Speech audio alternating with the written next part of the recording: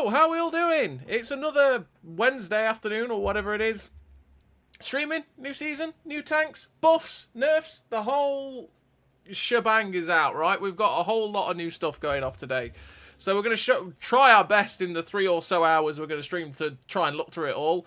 I mean, there's the TS-60, which is the new Ultimate Pass tank to play. We've got the K1 in Era 3 to play, which is your level 100 tank. You've got all the other tanks that you get in the Season Pass. We're going to look through the patch notes as well for the buffs and nerfs that have happened, so we can just have a look through so people get to see them and, you know, talk about them a little bit, you know, see how it goes. And hopefully play some of those buff tanks as well. I mean, we'll see what we can do. We'll see what we can do. Hey, Vinny. Hey, Corbin. Hey, Finn. Hey, Mitchell. Hey, Stinky Pinky. How we all doing? Hey, Jane. Hey, Migdo. Hey, Hades. Hey, Geocar. Hey, Benjamin. How are we all doing on this fine Wednesday afternoon? Are we all having a good Are we all having a good week? Are we having a good hump day? I mean, this is my Sunday, so it's not hump day for me, but, you know, how are we all doing? How's it all going? So far, how's the new patch gone for everyone? Except for the ERA bug. That was a big thing for Era 3, but how's the new patch gone for everyone? How's everyone thinking of the buffs and nerfs and stuff that have happened throughout the last day? There's a lot to go through. Hey, Nighthawk. Hey, Luke. I play the new contract and for some nice gameplay to the stream. Nice, Finn. Yeah, you can get the AMBT for free in the contracts as well, which is not too bad. You get South American Auto Reloader too. Hey, Curb. Hey, DeFonzie. Been a while since I caught last stream. Yeah, it's been a wee while. Hey, Harry as well. What does everyone think of the bar? It should have got gun depression in recent buff. Just replace it with a new tank. Well, the Bay has got the big problem that it has no gun depression, and that is its biggest problem. But that would require basically a whole remodel of the tank, which I hope they do one day. I really do. But can we ever see it? No. You know, life is good in Caliph. Nice, Geo. That's good. Grille 15 turret moves 360. I know. I've played the Grille today. Oh, boy. It's good. The Grille 15 is good. It's good. Oh boy, like, the buffs they're giving to the Grille 15, whew! Like, the turret, the fully rotatable turret is great, but also the camo as well on top of that. That tank is nutty. Like, honestly, I've had some ridiculous games in that today. That's going to be coming up in a video probably Monday at this point, I think, for the Grille 15.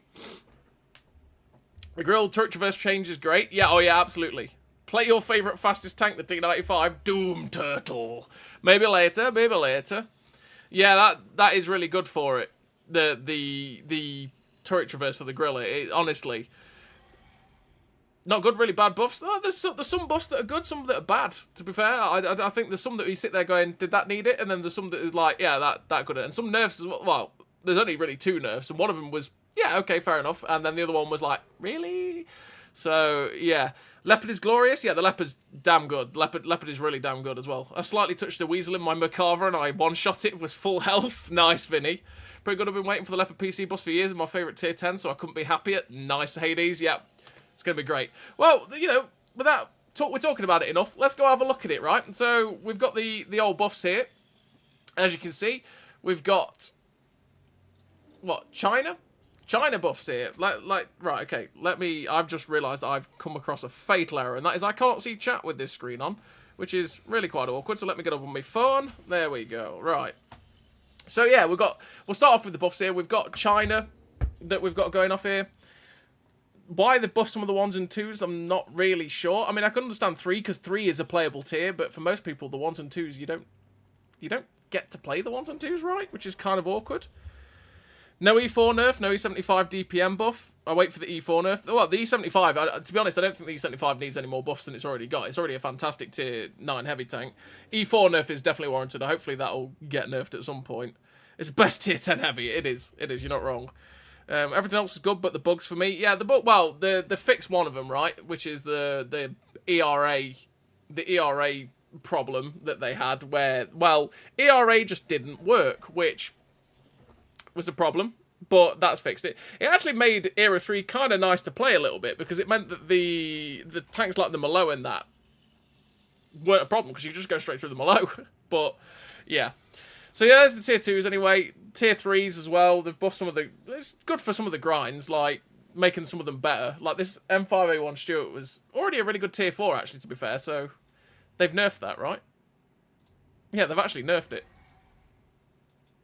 Yeah, they've nerfed the M5A1 Stuart. I mean, I know it's a good tier 4, but oh, that's harsh. That's harsh. So they've buffed the tier 5 60G FT, so the accuracy's gone from 0.43 to 0.4.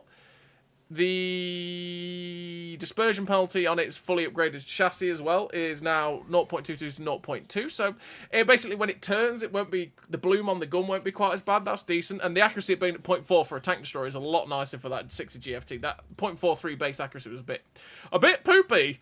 It was a bit poopy. But yeah. Working my way to the Grille now. Can't wait. Oh yeah, the Grille is great. Grille is great. SP2 is better now. Third mark yesterday. Now new favorite TD. Nice, Mitchell. Yeah, the SP2 buff has made it really, really nice. Like, it was already pretty good, to be fair, but yeah. People are mad at the Lerva changes. I do wish that the Lerva... Well, we'll say when we get to it, to be fair. We'll say when we get to it. E75 with 3k DPM, it can be so good, but only 2.5 or something is in this. So bad DPM with the best gun in game. What?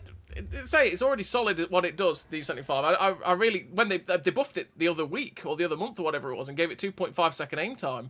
Like, I don't feel, for me personally, I feel like the E75 is one of the better tier 9 heavy tanks. So it's kind of like, I don't really think it really needed it. I think it's fine where it is, if I'm honest. But yeah, so that'll be better for the 60 GFT. We've got the hull armor's been buffed on the WZ131 GFT, so that's got slightly better. I mean, is it going to make a difference? I would say a little bit because of overmatch, right? So getting 40mm plate instead of a 20mm plate means it's not going to get overmatched as much by most of the guns it'll face actually at tier 6 and 5, yeah, tier 6, 7 and 5, right? Which is nice for the 131 GFT, but is it going to make a big difference to the tank in general? Probably not, if we're honest. And it's got a little bit more health, which is decent for it. The health is always nice. That'll be quite good, though. With it means the gun, again, won't bloom up as much, which is fine. Ooh, now these are some good changes for some of these tanks. Definitely nice. Hey, Super Flash, how you doing, buddy? I didn't realise they made the Grille have a 360 rotatable turret until I played it yesterday. It's so weird to see, Kota. It is so weird to see. My eyes on the 4005 are crooked. They are?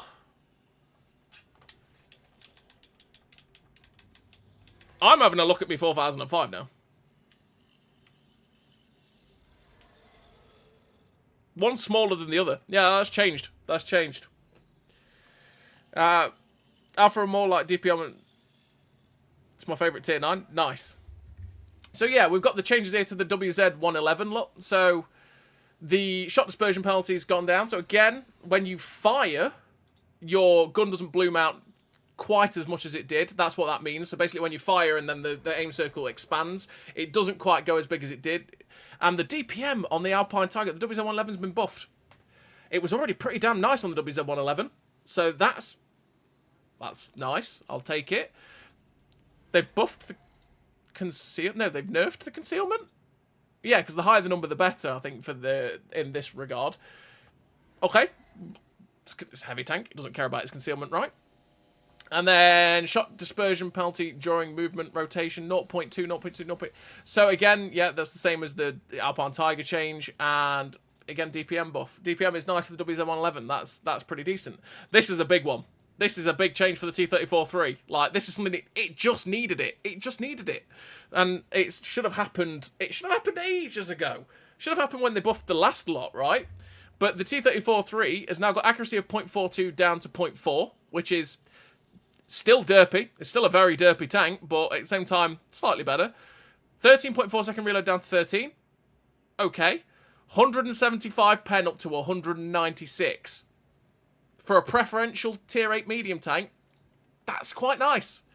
The penetration of 175 was always horrid on the T-34-3, same as it is on an IS-6. And it's just not good enough. It's just not good enough at tier 8 anymore. It just doesn't stand up whatsoever having that sort of penetration. So 196...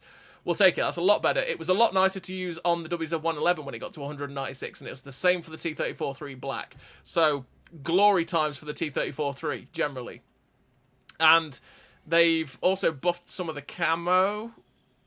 Yeah, or changed some of the camo as well on the T-34-3, the standard T-34-3, because obviously that's the T-34-3 Black. No, I don't want to look at the T-34-3 Black.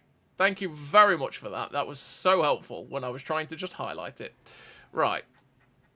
Down, down, down, down, down, down, down. There we go.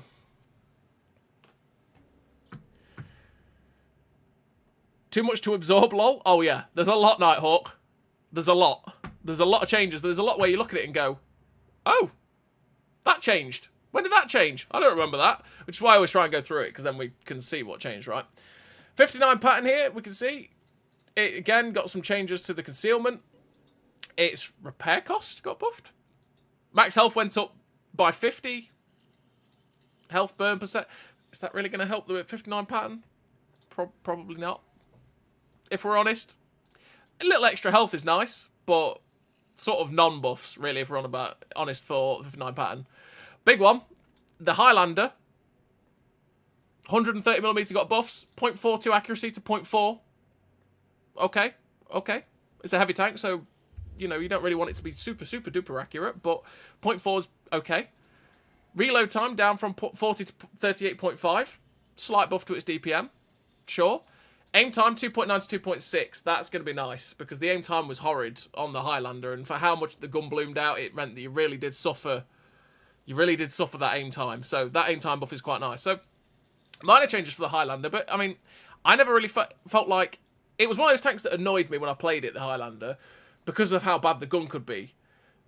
But it didn't need much. It just needed like slight changes. And to be honest, I'd rather always, especially for premium tanks, right? You'd always rather they did ever so slight changes to the Prem tanks, especially if they need it, rather than going a whole hog massive change to it and then it just making it overpowered. Because if they make it overpowered, it's never going to get nerfed, if we're honest. It's just never going to happen. So, slight changes. We'll have to see how that handles. We've got the 114 SP2 as well, which has received some buffs, some better terrain. Yeah, English. Better terrain resistances, so 1.6 to 1.4, 1.8 down to 1.6, and soft has gone to 2.3 from 2.3 to 2.1. So that means it will help it a little bit when it's trying to get to its top speed, which is decent because it is a slow tank. So, okay, sure. Turret traverse has gone from 18 degrees a second to 20. Probably would have left that the same because it's a turretless tank. Sorry, a turreted tank destroyer, right? They're always supposed to have really slow turret traverse, so I probably would have left that the same. 2.3 second aim time to 2 seconds. That's really good. That's really good. 14.6 second reload down to 13.9. That's nice. When I first reviewed this tank, it felt like the DPM needed to be just ever so slightly higher just to stick with the fact that it's got lower alpha, right, at 650 compared to most of the other TDs at 850. And a lot of the 850 TDs had the better or had the same DPM or better, which was just always quite poor for it, right? So it's nice to get slightly better DPM for it. And the shot dispersion penalty during rotation, 12 to 1. So again, when you fire, it doesn't bloom out quite as much. Those changes to the 114 SP2 are really quite an updated physics. That means something on the collision model wasn't working properly. But okay, whatever that was. So yeah, those buffs to the 114 SP2 are really nice. Like that's going to be really... I've already played the game in the 114 SP2 and we had a pretty good time. But it's one of those ones that I actually performed quite consistently well with anyway. Even though I didn't really enjoy it as much. I seemed to do quite well. As I always preferred to play tanks like the Grille to the 114 SP2 because it had a bit more speed and stuff. But it's still a decent tank. Do you know if they have done anything with World War II earnings? I'm losing 80k every game, even with a good win, where I'm MVP. They've done absolutely nothing to it, Jonathan. I've not seen any changes other than the loss of the end of season buff that you get at 25% extra silver. That's the only change that's happened, because obviously we've moved from last season where when you unlocked it you got 25% bonus silver. We've got this season now, which we've got to complete to get that back. I've not noticed anything different myself. It's a bug in statistic and game shows wrong mark. What do you mean, Migdo? In the statistics in the game shows wrong mark. Which one do you mean, Migdo? Do you think all these buffs are going to make the games an even faster than before? Some will, some won't, right? Because it depends if you temper the buffs with nerfs. Because some of them getting faster, sure, will be making the games a little bit quicker because naturally they reload quicker, so therefore they put out damage quicker, therefore everything dies quicker. That means games go a bit faster. But also, if you nerf some of them, like they have done with the VZ55, that also helps to temper it a little bit, right? Good morning, Anubis. How you doing, buddy? How you doing? Hey, Musket Sergeant as well. How you doing, buddy? How are we all doing on this Wednesday afternoon? One is bigger than the other. Looks horrible. I know. I've just looked at that. I just looked at it. Curb. You're not wrong. Like that's changed. Which, yeah. So let's move on to... Whoa, okie dokies. I pressed the wrong one. I pressed the wrong one. Right, let's go on to Czechoslovakia. So, they buffed or nerfed some of the tier 2s, 3s, and 4s, which not really that bothered about, if we're honest. Some of those changes will make that tier 4 a little bit nicer, because it's got slightly better pen, slightly better aim time, better reload, you know, all that good stuff. So they buffed the TVP, have they? What have they changed on it? So they've given it slightly better ground resistances. The stock turret, they've given the guns a little bit better accuracy and aim time and stuff like that. The top turret, they have given it 2.1 second aim time on the 100mm. The 105's gone from 0.36 to 0.35 accuracy, and it's got 2.1 second aim time. That's really quite nice for the 105, because that was always the derpier cannon, right? And took a little bit longer to aim in, so that'll be quite nice for the 105. Is that really going to change the TVP a little bit? Probably. To be fair, since the TVP had the last set of buffs, it's not that bad of it. It used to be horrific, the TVP VTU concept. It used to be just the worst tier 8 medium tank you could play. Then they buffed it multiple times, and then they added the flamethrower on top of that. And it's actually, with the DPM and stuff like that, a pretty decent tank. It's almost CDC-esque in the fact that the gun handling was great, the DPM was great, it just had 0 armor, and that was its problem. But they also gave it more gun depression with one of the last buffs as well, which helped it a lot as well. It's just sort of an okay tier 8 medium tank these days, and again, more buffs to it help it significantly. And here you go, the big one, VZ55. It's been nerfed. They've nerfed it, which it was one of the top performing tanks at tier 10, so you could possibly see why they've done that, to be fair. The dispersion during movement has gone up, so the gun bloom, after you fire, I should say, means that it blooms out a little bit more, because you've gone 0.16 to 0.18.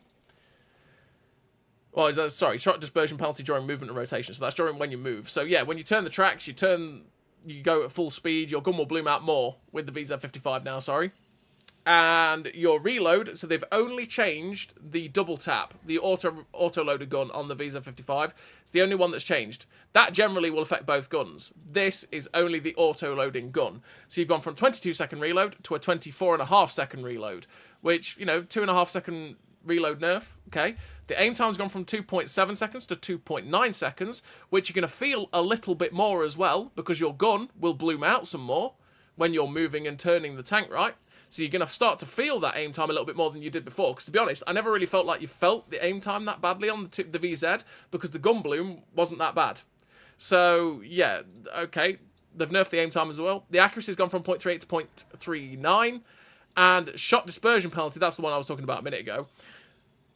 It means when you fire, so it's gone 0.08 to 0.1. So basically, when you fire, the gun will bloom out more. So when you're double tapping, you're firing that intra-clip reload a little bit quicker. It means that you'll have to wait a little bit longer for the gun to get aimed in to be able to put both shots in accurately, right? Whereas before, it was literally like bang, bang, and you're ready to go, because both were pretty much going to always hit. So that's a nerf for the VZ55 right there. But yeah. Looks, you're going to go profile and click statistics, and you have a tank list. You can check your mark of excellence and it's wrong. Oh, right. Shows only first... oh, yeah, that front page. Yeah, no. So basically, that stats page, Migdo, it'll show the first page, and then if you scroll one to the right, because it's now a paging system, which makes it a little bit quicker to flick through the stats on that page, then you push down, it'll basically let you then scroll and look at the tanks like it did on the old system without the pages. It's a bit weird. It's bugged up. They're on the way to fixing it, Migdo. They're on the way to fixing it. Pretty much. Grille 15 is insane now. Feels like a tech tree Tyran. Yeah, Villa. The Grille 15 is like phenomenal. It really, really is. Got the T34-3 to 0.32 accuracy with 2.5k DPM, fully pimped. Nice TCS. That's pretty damn good. That's pretty damn good. The VZ55 is still decent now, 19-second reload instead of 17. The new sim time means you just got to run GLD now. Pretty balanced overall changes. Yeah, absolutely.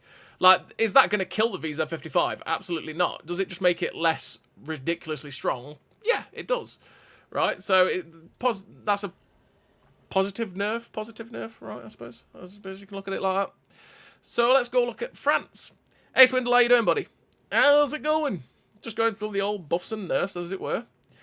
So again, tier 1 and 2, no one cares about, because basically no one plays it, because you can't get them anymore. Tier 3, they've changed some of they've buffed some of them up a little bit. The B1, What are they buffing on the B1? Okay. Did the B1 need buffing? I think the B1's pretty damn good as a tier 4 heavy tank. That's a bit surprising, but okay. The Samua Sao 40, sorry, got buffed. Changed some of that. Better horsepower, better accuracy and aim time. Sure. The Sol 42, the bane of Ivarus's life, right here. He's getting some buffs, aim time. They didn't give it any ammo. It needed ammo. Did it get any more ammo? Am I missing one? Turret traverse, reload. Nope, they didn't give it any ammo. We know from having to, well, from you know, acing it for Ivarus, or should I say, acing it at Ivarus's challenge, that this thing runs out of ammo very quickly. So I'm quite surprised they didn't give the Sol more ammo. But there you go. Tier 5, the G1R. The G1R, Renault G1R definitely needed some love. It's not the best medium tank in the world. Kind of wish they'd buffed the Derp gun a little bit, but they've buffed the main cannon. Better reload, slightly better accuracy on the stock one as well. Better turret traverse. That'll be nice for the G1R because the turret traverse was a little bit slow. The dispersion values as well have got a lot lower, 0.26 down to 2.24. Will it mean a lot? Not really, because it's still quite high, but it'll be a little bit better on the G1R. And they buffed the Batchat 15558. Did it need buffing? I mean, don't get me wrong. I know it's actually statistically the worst tank for win rate, damage, and everything at tier 10, the Batchat 15558. It's like a country mile behind everything. But did we really have to buff an artillery? Did we? Did we? Yeah, okay. So they basically made it reload 10 seconds faster. It's got better. Why buff the view range? It didn't need a view range buff. I would much prefer artillery didn't have view range, but okay. Yeah, it did not need that at all.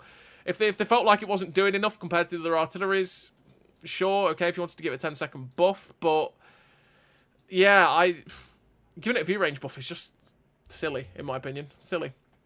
But hey, they buffed the Leopard as well, like, that one is like, yeah, I don't know why they've buffed the Lefe. Right, did the Leaf Blower really need some buffs? It's already a pretty mental tier 5 artillery, if we're honest. If the only thing that this thing could have done with, if you wanted to buff the Lefe, was more ammo, because it runs out of ammo all the time as well. But okay. Let's have a look at Italy. Italia. Here we are. So again, the tier 2s getting some love. The tier 4 getting some more love again, which will make the P2640 a little bit better. Yeah. This tank as a tier 4 medium tank is actually already a pretty decent medium tank. So, okay, that would be a really good tier 4 medium tank now, especially if you use the HE on that gun. The HE on that gun is ridiculously good. So they've buffed the Semavente tank destroyer, the tier 5. They've made it shot dispersion during hull and movement better. They've buffed the accuracy on the main cannon, buffed the accuracy on the stock, as the 2 stock guns as well. So again, it won't bloom out quite as much when you're swiveling, and then it'll be more accurate when you actually get firing. I mean, the DPM on that thing's insane as it is. That'll be because it turns very, very quickly, so its bloom is massive, so it takes a little bit of time to get the gun aimed in. So that'll be quite nice for the Semavente. They've buffed the Pantera, ever so slightly. I mean, we know how they're very hesitant to buff auto-reloaders, but they've buffed the stock gun. If they've buffed that as a... Because if that's the stock turret, so they've made the double tap better. The double tap was already really good. You just had to contest with the fact that you got no view range and you got no gun depression with the double tap if you wanted to run it like that. So they've made it go from 8 seconds on its best reload and 10 seconds on its worst on that double tap to 7 seconds and 9 seconds. That's really quite good. It's really quite good. Again, that brings you the argument of, do I lose the 20 meters of view range? Because you go from like 380 meters view range to 360 or something like that, and you go from 8 degrees of gun depression to 5 degrees of gun depression. So it's like, do you lose that and get the better DPM, or do you suffer slightly worse DPM? You know, okay. Okay, so you got better turret traverse speed on this top turret on the Pantera, 36 to 38. The intra clip on the stock gun has gone from 2.5 to 2. And they've buffed the reloads down a little bit, but you're not going to use this gun because it's got no penetration. Like, you're just not going to do that. And then the top gun has got a 2.5 second intraclip reload down to 2, And then they've knocked the reloads down from 10.6, 12.6, and 13.6 to 10, 12, and 13. So just the flat 10, 12, 13. So they've knocked it down by half a second on every reload, at least. And then you've gained you've basically gained a second on every single reload for the Pantera, because that intro clip also takes that away, right? So the DPM's got a little bit better on the Pantera. That could be quite a nice buff for it. Just having that better reload in general. One they've nerfed. The Minotauro. Did the Minotauro need a nerf? Did it? I didn't think the Minotauro was that great in the first place. I thought it was okay. It was one of those tanks where you sort of played it and went, eh. Right, it's sort of okay, because it suffers quite a lot against most of the tanks we've got, especially our TDs. It's gone from 0.44 accuracy to 0.46, 2.3 second aim time to 2.4 second aim time, and they've nerfed the intraclip reload from 8 to 8.57. That just seems a bit weird, doesn't it? 8.57? Like, that just seems like a weird reload. Let's have a look, make sure that that's not a boo-boo, right? No, 8.5 second intraclip reload. That's harsh. That's a harsh nerf on the Minotauro. It makes an already slightly uninviting TD more uninviting to play, right? Which is a little bit sad. I somehow took breaks from this game at the worst times. I didn't get a chance to get the Tyrann or the AVRE. That's a sad time for you, Kota, on that one. My chat on my phone just didn't update for a bit. Do you think Wargaming buffed the Grille because they can't nerf the Tyrann? No, it's probably because the Grille is one of those that a lot of people have asked for buffs for a very long time. And I think that compared to a lot of the other... For me, I always liked the Grille. I always thought it was okay. I just felt like it was the fact that there were so many other TDs that were just cracked. That's what hurt the Grille, right? So it was kind of either you buff the Grille up towards those cracked TDs, or you nerf all the cracked TDs down towards the Grille. But they've buffed it up to those standards, and it is a ridiculously good TD now. It is really, really good. But it wouldn't have been Tyrann. It would have been the fact that all the other TDs outperform it by quite a lot. Hey, Owen, how you doing, buddy? Buffing the 277 would be great. Making the front upper plate a bit thicker or give a better gun depression would be nice. I think making the upper plate a bit thicker would be great on the 277, but they didn't do the Soviet tanks at that point. Would you even consider the Tyrann as a Prem tank because you can buy it for free XP? Yeah, it's definitely a premium tank because you still have to pay gold for it, even though you can get it for free with the free XP if you want to. A lot of the time, they still do sell it for gold as well, so it's still a premium tank. And most people will spend gold to convert the free XP to buy it, right? So I'd still say that. Can you still buy it for free XP right now? I don't think so. I can't look because... Yeah. But you can't right now, no, because it's not on sale, I'm pretty sure. Bit disappointed in the French buffs, so many other high-tier French tanks besides Arctic that need some love. 30B, AMX-30 would have been nice to get some look at. Bat Tap as well could have been quite nice to get a bit of a look in, because the Bat Tap's a little bit left behind, I feel like. Batchat 25T I feel like is fine. Like, that's okay. Some of the Wheelie Boys could have done with some love, and by that I mean some view range, because the Wheelie Boys need some view range. The blinders are bad, except for the Tier 10 EBR. The rest of them are just blind, and... yeah, they struggle a little bit. The 114 SP2 buff is so much better. Yeah, at least the third class nations got more love. Indeed, Lightwood, indeed. I hate you, Petty now. Thank you, Wotconsole. From Weasel. I mean, yeah, it's fair. It's fair. Always like your reviews, always honest and on the point. Thank you, Steve McQueen. Thank you for that. I'm on the tier 7 right now, and I'm not excited to get the Minotauro. Yeah, I'm not 100% sure why that's been nerfed like that. Yeah. Let me see if I can refresh this chat, and then I can actually get my phone chat back up. There we go. That works. Let's carry on. So, yeah, they've done that on the Minotauro. I'm not sure why they've nerfed that, to be honest. It doesn't make sense to me that that's been nerfed. I say it was already a fairly uninviting tank that made people hesitate to go for it. That's just made it even more horrid. I mean, we'll play it. We'll see how it handles. But, yeah. And they buffed some of the premiums. So they buffed the Sariano. Didn't really play the Sariano, so I can't talk about that one, really. And the Contracaro 45T, the Centauro. They've buffed the Centauro, so they've given it 30 degrees a second up to 36 degrees a second turret traverse. So the turret traverse has got better. The accuracy on the single shotgun has gone from 0.38 to 0.36, and the aim time from 2.3 to 2.2, and that's the same for the auto reloading gun as well. And on the auto-reloading gun, they've buffed basically the worst reloads. So they've made it from 29 seconds, 25, 19, 13, to 27, 23, 18, and 13. So they've given it a 2-second better reload on these 3 reloads. This could have been done. This could have been better to have that knocked down by like a second as well, or 2. If they were afraid of buffing it too much, they could have just knocked a second off of that and given it 12 seconds and seen how it handled. I mean, don't get me wrong. That means it's going to be a bit quicker to get the whole clip in, which is okay, I suppose. But at the same time, that wasn't this clip reload wasn't the problem for this gun. It's the fact that that is so bad. That is just not good at all for 400 alpha. You get it down to, what, a 10-second reload, if that. And compared to... You consider this, right? The Centauro will get this reload down to about 10 seconds. The new Leopard, that's got 420 alpha, 420 blaze it, has got a 6.7-second reload with all the kitted out stuff. Like, 3.5 to 4 seconds better for higher alpha. I know this has got a clip, but at the same time, it should always be worse than the single shot tanks, but the thing is, this is worse and then some, which is always the pain for the Centauro. It's just always the pain. Always the pain. I mean, don't get me wrong, the accuracy and the aim time will sure be very nice for the Centauro, because the accuracy was a bit poo at times, especially at distance, so that'll be decent for it, but the reload times, it's like, the single shot, the best reload could have just been that little bit better, realistically. Sell it and get other tanks way better than it, I guess. Well, possibly. Yeah, I felt like it needed a bit more oomph. It's great now. Yeah, oh yeah, absolutely, the Griller is, yeah. I don't hate you, Petty. I'm still your #1 sub. Love you too, Swindle. Last buffs are just useless. Yeah, well, they're not useless. Again, it's not useless because it means that you'll get the last...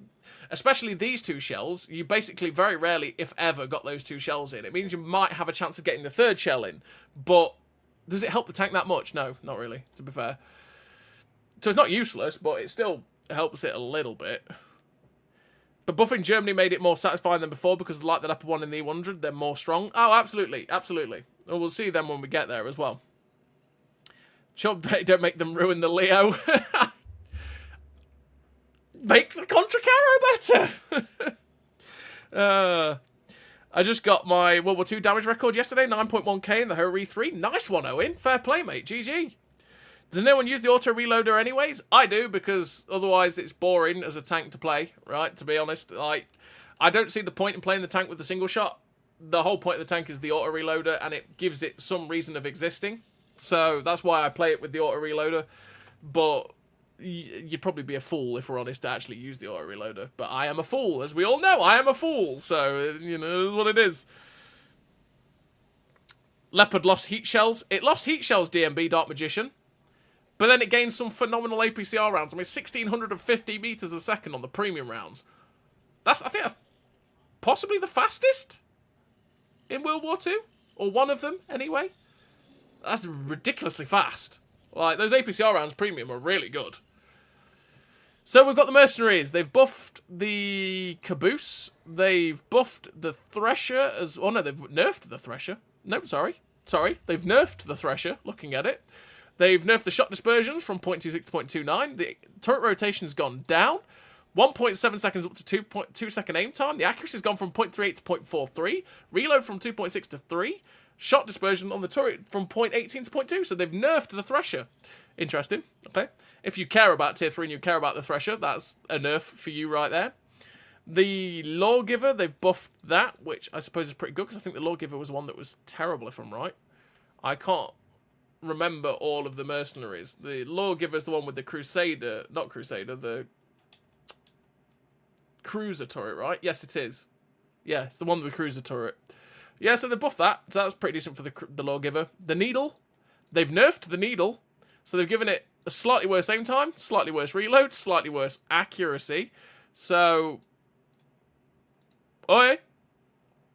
And yes, they've nerfed the Roundabout as well. Roundabout's gone from 0.45 to 0.48, 2.7 to 2.9. So they've buffed they've nerfed the Roundabout, sorry, as well. Which, that gun was pretty good on that Roundabout, to be fair, but that's super inaccurate, good lord. And the Thunder Bucket, they've nerfed the Thunder Bucket as well. Wow. There's nerfs going on for these mercenaries. Because they've also nerfed the Plague Bringer. Wow. Okay. I mean, that's harsh on the Plague Bringer. It's pretty harsh on the Plague Bringer. I thought it wasn't really great. It was a good tank, but I didn't think it was that good. 37 down to 32 on the whole rotation speed, so it's slower at turning. Its shot dispersion during movement and rotation is worse. The reload's gone from 8 seconds to 8.5 seconds. The accuracy from 0.35 to 0.38. The aim time from 1.7 to 2 seconds as well. So they've generally made the Plague Bringer worse. Is that going to make it absolutely awful? I don't think so. Probably not, to be fair. It's still been fairly balanced, but it seems a little bit harsh again on the Plague Bringer. And they've buffed the Slapjack, people. Slapjack's been buffed. Slappy Jackie's back. So we've gone from 34 top speed to 40. The HP's gone from 1200 to 1360. The terrain resistances have got a little bit better, so it will hit that top speed a little bit easier. The view range has gone from blind at 350 to 380. You've lost some reload on the short 88, but that's because they buffed your alpha up from 220 to 280. And your penetration has gone from 145 to 155, which is okay. That's still going to be very low for penetration, but you're not blind anymore, so you'll be able to spot for yourself in Slappy Jackie. You're going to hit harder at 280. And you're slightly quicker. That's going to be quite good for Slapjack, you know. Slapjack's going to be a pretty damn good tier 7 heavy tank. Okay. Okay. Okay. We'll take that. K91 faster, I believe, 1700 meters a second. You're probably right. That's why I hesitated to say it when I said the Leopard, because I knew there was something that was a bit quicker, but I couldn't remember if it was like, if I was thinking of Cold War or World War II, right? There's plenty of stats rattling around up there. Yeah, 1700 meters a second shell velocity on the K91. You're very correct. You're very correct. Super flash.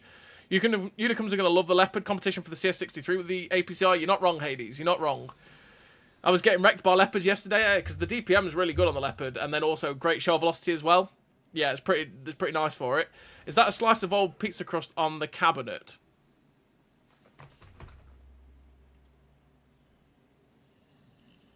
No.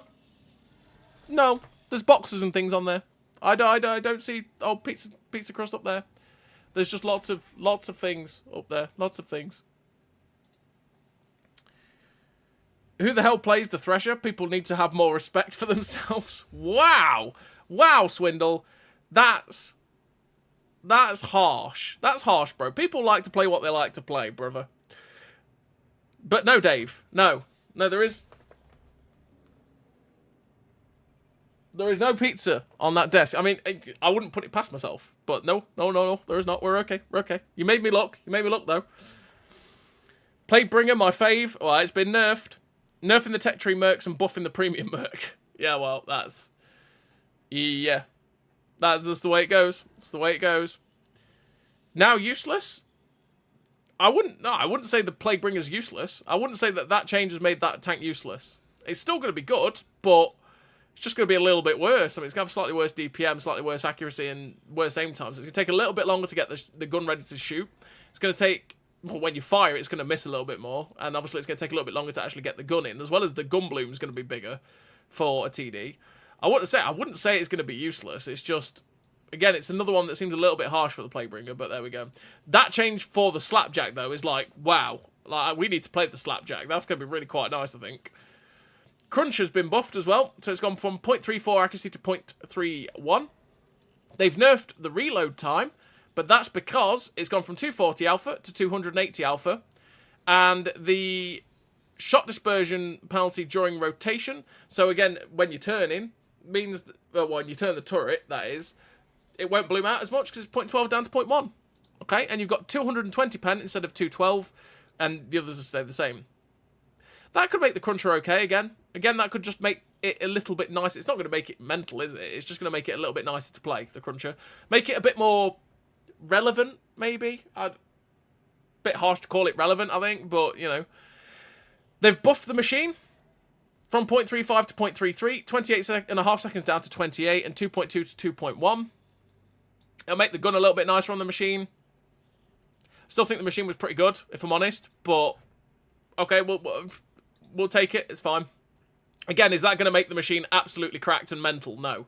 So it's just going to make it a little bit friendlier to play. So I probably could, to be honest, I would have stuck with just buffing the accuracy and the aim time of the machine, and then just left it. Apart from that, I don't think I'd have done the reload, because I think it already reloads pretty quickly, but puts out damage really quickly as well. So yeah.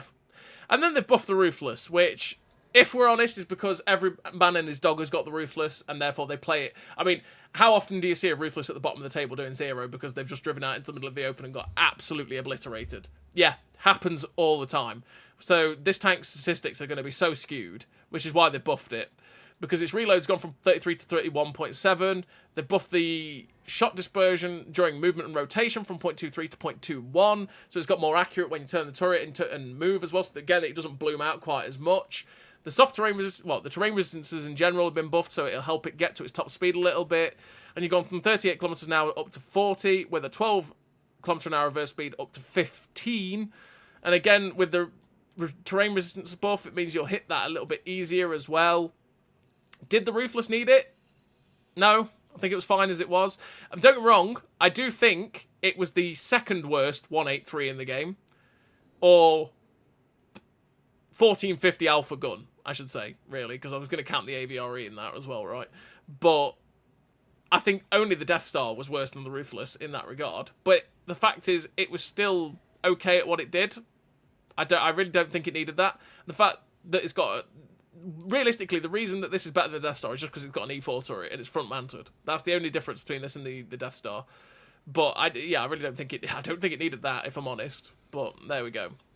They've buffed the Ruthless randomly, which is kind of weird. But hey ho, that's what they've done.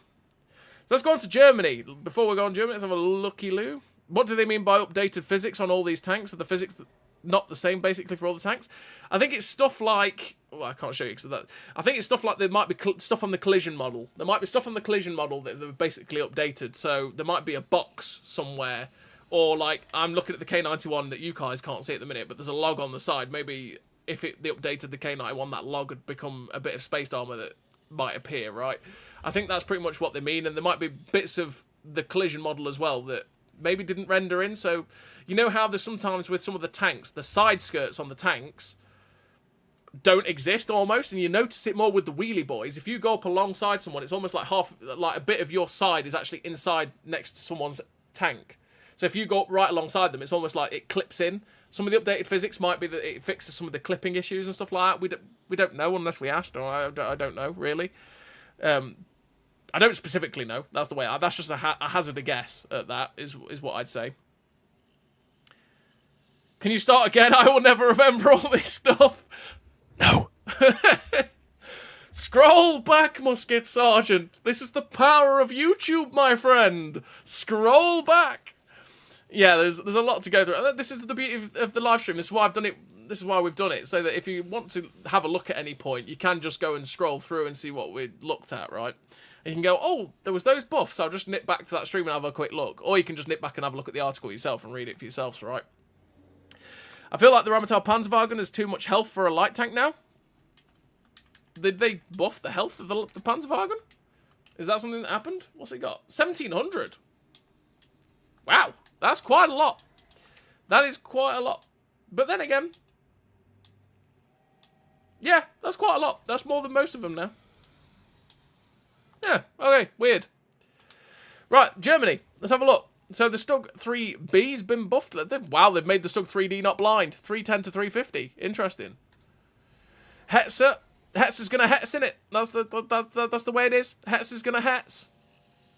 They've buffed the Derp gun. No, they've nerfed the Derp gun, sorry. I should read before I say things sometimes. 8.6 second reload up to 9.5 seconds on the Derp gun, and 1.7 second aim time to 2 seconds. So they've nerfed the Derp gun. They've nerfed the terrain resistances. But, yeah, they've nerfed it. They've nerfed the Hetzer. Hetzer's going to Hetz. They've nerfed it. Poor Hetzer. What can we say? They've nerfed the poor Hetzer. Sad times. I'm not above Seal Clubbing at tier 3, but why play a Platebringer when a Locust exists? You're a funny man. And you got it wrong. You got it wrong. Yeah, exactly. Swindle, get it right, mate. Come on. Going back to tier 3 now, every now and then to Seal Club is fun, especially the Stug 3B.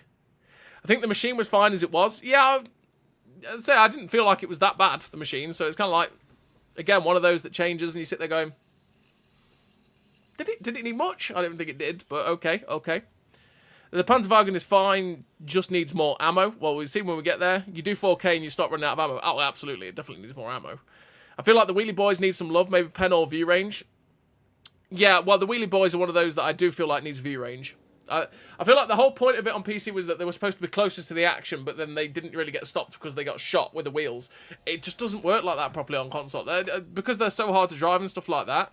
And also just minor differences in our games compared to PC. The Wheelie Boys don't quite work the same, and they don't play the same. So all the Wheelie Boys, except for the tier 10, are completely blind, don't get the view range what they want. And because accuracy is that echelon higher on our version compared to theirs, they don't get missed. Most people hit them. Obviously, they still get the wheel damage, but yeah, so having a bit better view range to be able to actually spot with them would be quite nice. Would be quite nice. Maybe not at the same levels as some of the other light tanks, but at the same time, you've got a tank at, what, I think, is it 330 metres of view range or something like that on the tier 9 Wheelie Boy? When all the others at like 390 and 400. Maybe if you gave it 360 and it was still worse. But thing is, you could make it get up to the actual cap at 445. You know? Yeah. Sad Hetz noises. Oh, yeah. Oh, apparently it wanted to show me the Hetzer. I know. I'm sad about the Hetzer 2 article. I'm sad about the Hetzer 2.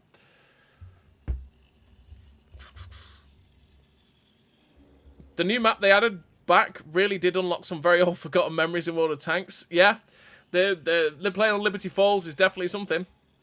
That's for sure. Hey Roger, how you doing, buddy?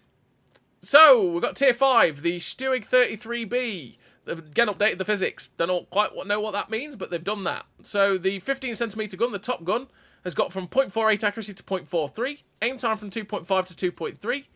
And the shot dispersion during the turret rotation. So, basically, it's a turretless TD, but when they say that, they mean gun traverse. So, when the gun's looking to the left and right, that's what that affects. So, yeah, that's gotten slightly better again. The accuracy and aim time's got slightly better on the stock gun as well. They've buffed the terrain resistances, so it should get up to its top speed a little bit easier. And they've made the shot dispersions during movement and rotation better as well. So again, it doesn't quite bloom out near as much as it did on the Stug 33B. That's the Derp gun Stug, right? The one for the Jagdtiger line. That would be quite nice, I think, for that tank. It might make it a little bit better, because I don't think it is the best tier 5 TD in the universe. It does struggle a little bit, because it's got no gun depression, its gun is exceptionally derpy, and it's got no armour, and it's got no mobility, and it's blind as a bat, so it's a bit of a struggle, the Stug 33B. The VK3001H got a buff. Okay. This means I'm going to have... I had replays ready for a non-track series for the E100. I've got basically the whole line done. The E100 buffs are quite nice, but I don't think they're going to change it too much, so I'll probably still use those replays that I've got for the E100. But the VK3001 and the 3601H buffs are quite significant, so I'm going to have to play these two tanks again to make that video, because I wanted to make a reforged, almost, reviewed, revisited for the on-tracks. I've already done one for the E100, but it was about 3 years ago. So, yeah, and I just happened to get replays, and I was like, oh, I could do that, right? But the 3001H... has got some buffs, so it turns the turret quicker from 24 to 28. The dispersions during movement and rotation are from 0.22 down to 0.18, which is actually quite a big buff. That means it really won't bloom out that much. It means that because beforehand, it's like when you turn the turret, you turn the tank, the VK's gun went, aim circle went, poof, like that. It'll still do that, but not quite to the same severity, so that's quite decent for the VK3001H. The 3601H, though, has got some significant buffs here, really. It's got, again, that same shot dispersion movement during rotation, down, so it's gone down. The hull rotation speed's gone from 24 to 26, so it turns a little bit quicker as well. And they've buffed that on the stock tracks as well. And then they've buffed all the same guns on the stock turret. But on the top turret, we've got the turret traverse has gone up. The 105mm, so the Derp gun, has gone from 0.45 accuracy to 0.48. Reload from 8 seconds to 7.5, so they buffed the Derp gun. The stock 75mm has gone from 0.35 to 0.33. Aim time from 2.3 to 1.9 seconds. That's going to be really good for the VK. The 7.5, 5.5 centimeter Waffer gun, the old school, what was it called? What was it called? The Konish? That was the really old school gun that was on it. Accuracy from 0.34 to 0.33, which it was already pretty accurate, so that's nice. Aim time, 2.3 seconds to 1.9 seconds. That's massive. That's a massive buff for the VK3601H's gun, because that's realistically the main gun that you're going to use, because that gun is ridiculously good for the tank. So, okay, that's interesting. That's interesting. They've also buffed the accuracy of the short 88 from 0.38 accuracy to 0.35, which again makes it a little bit more accurate, which is quite nice. The VK3001P, what have they done to my boy? My old school favourite tier 6, what have they done? So, they've made the dispersions better on the move and during movement and rotation. They've made the ground resistances a little bit better on medium. They've buffed the rotation speed from 28 to 30. Okay. And the stock 75 has gone a little bit better. The Derp gun has gotten a little bit better. The short 88 has gone from 0.38 to 0.36, and the other 75mm gun that you have an option to use is the one that you get on the Panther, not the Panther, the VK3002M, has gone from 0.39 accuracy to 0.35. Sure. So it's got some minor buffs, essentially. That's not too crazy for the VK3001P, but I do think, to be honest, this is one of the best tier 6 medium tanks, is the VK3001P. It's a fantastic tank. So, okay. Changes to it, it's fine. And then we've got the 3001D, which is also the other tier 6, that they've changed some of the stuff to. So they've buffed some of the terrain resistances again. The accuracy during movement and rotation has gone down a little bit from 2.3 to 2.2. The 7.5 centimeter gun has gone from 4 seconds to 3.8.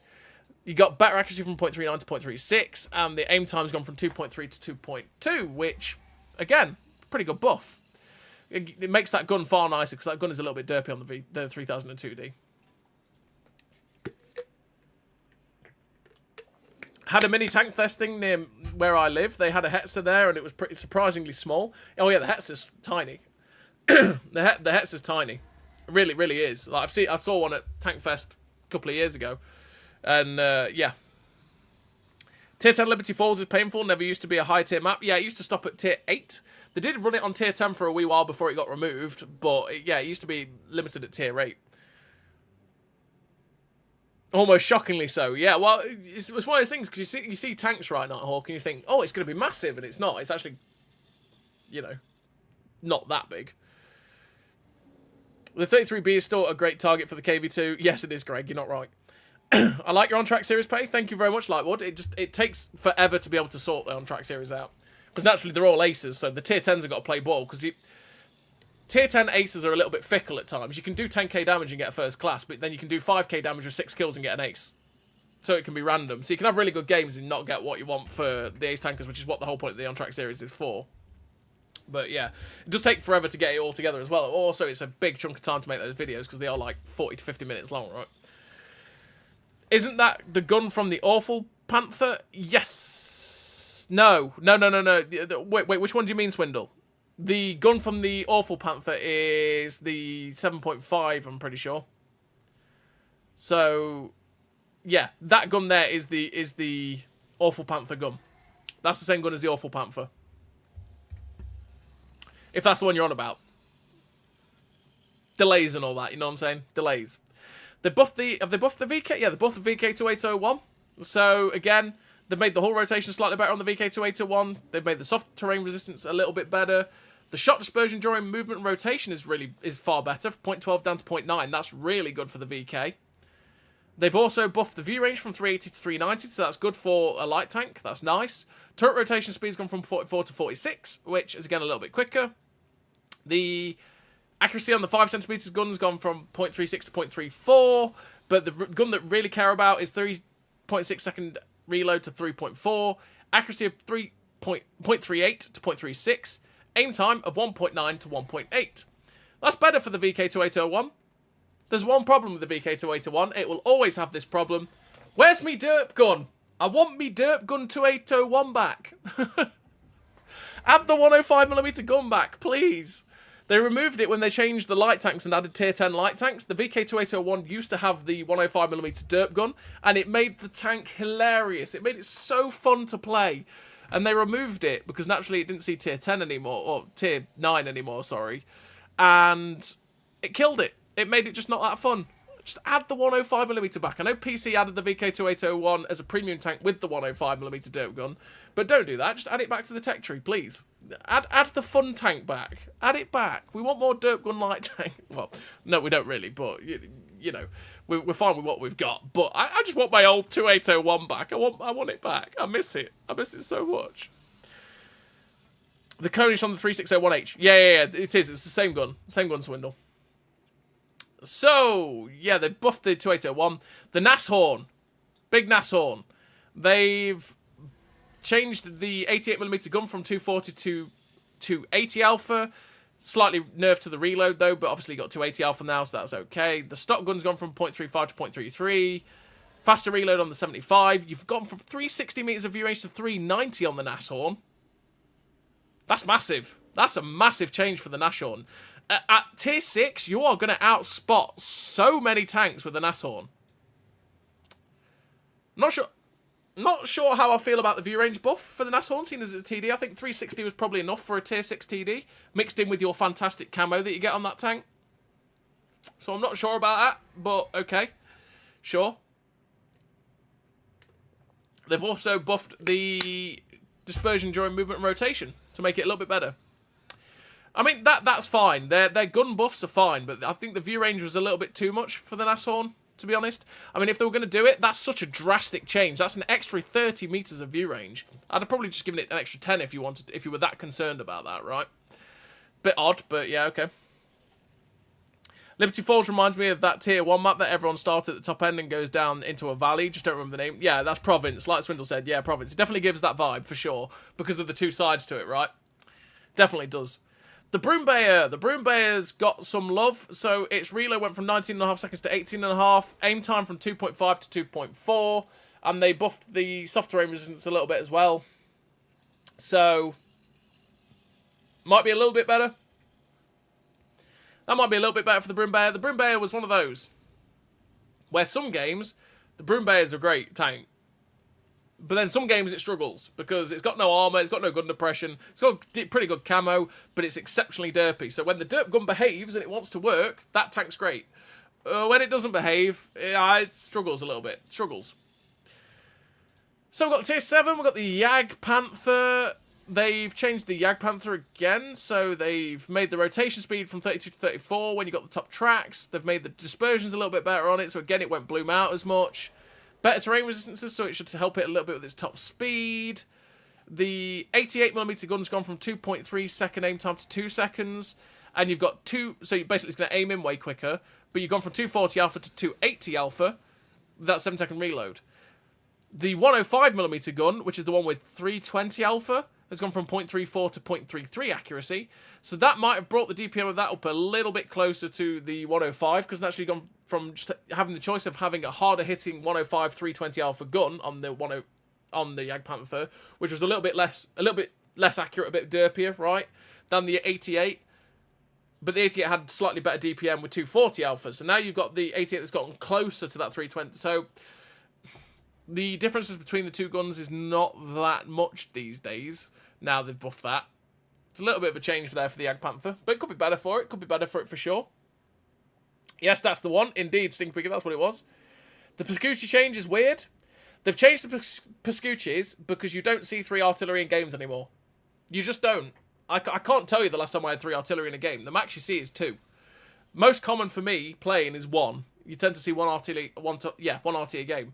So they've changed it because you basically don't get the Pascucci's medal. Well, you don't get the Dimitriou's medal anymore whatsoever. You just don't get it.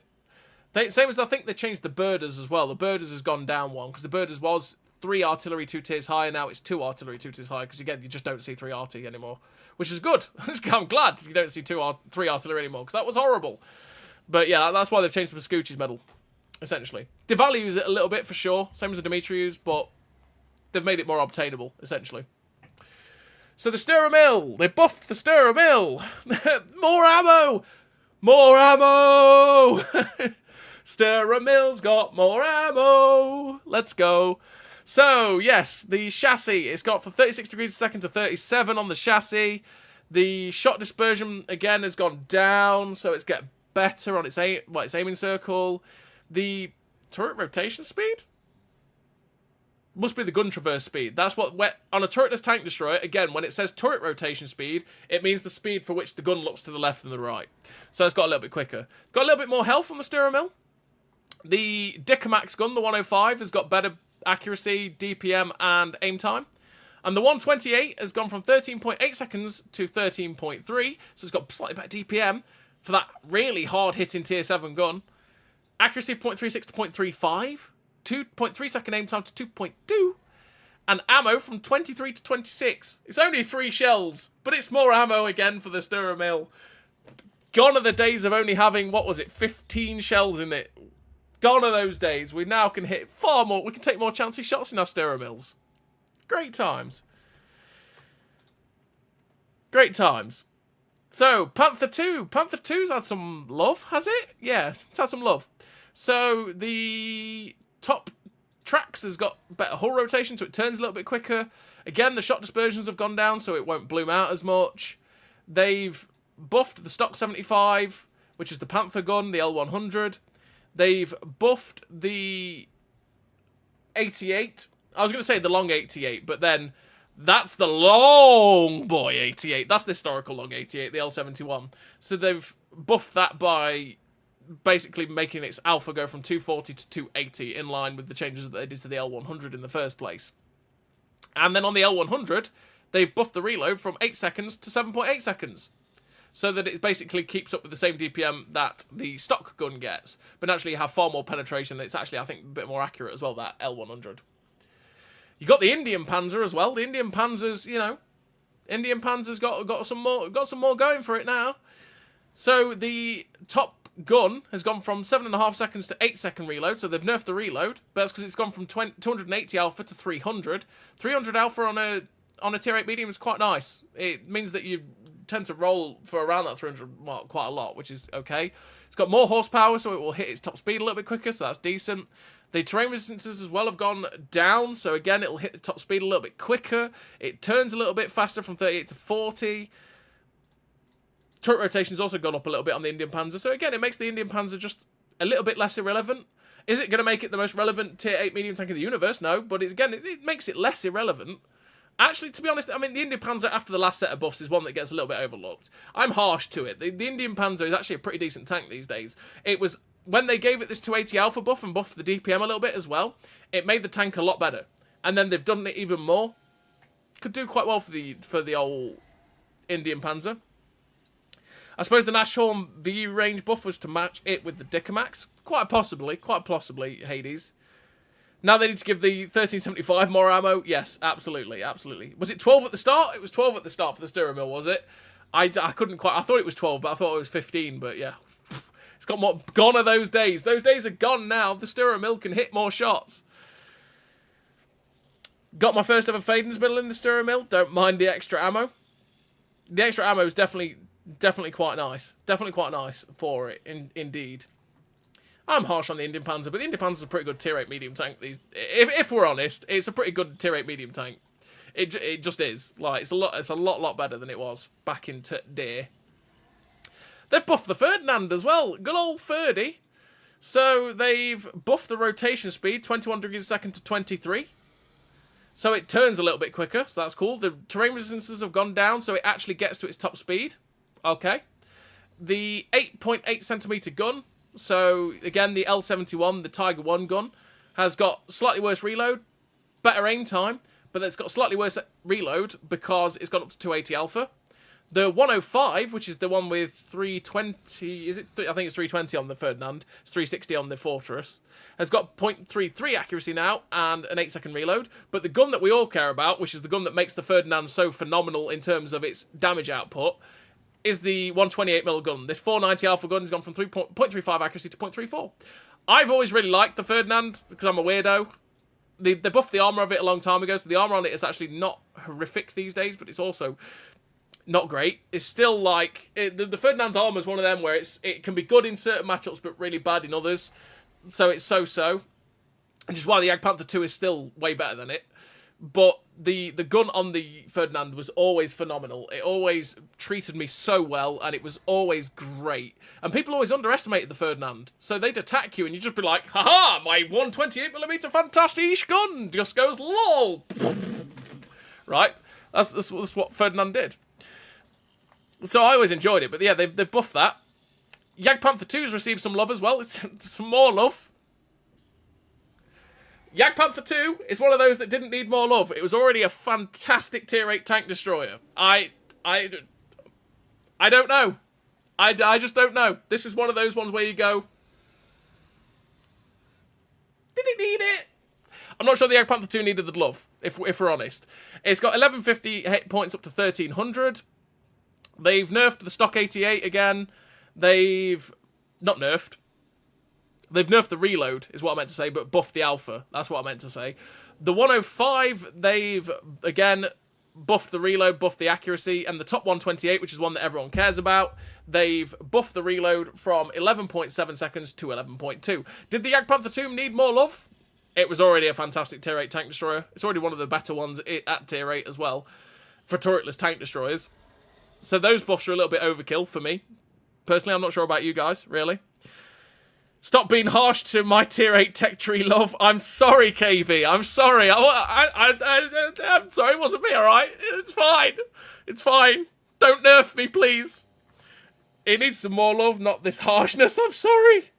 It's always weird using ammo capacity as a way of balancing tanks. Yeah, that was always a weird one. Always a weird one, for sure. Gun caliber has lost all meaning. You've got 90mm doing 300 whilst 100mm doing 250. It's been like that for a long time, Hades. There's always been, I mean, you've always had it where there's 122mm guns doing 390 alpha, where you've got 100mm or 120mm, sorry, doing 400, right? So it's been like that for a very long time. Gun caliber, yeah. Is that a framed Derby promotion poster?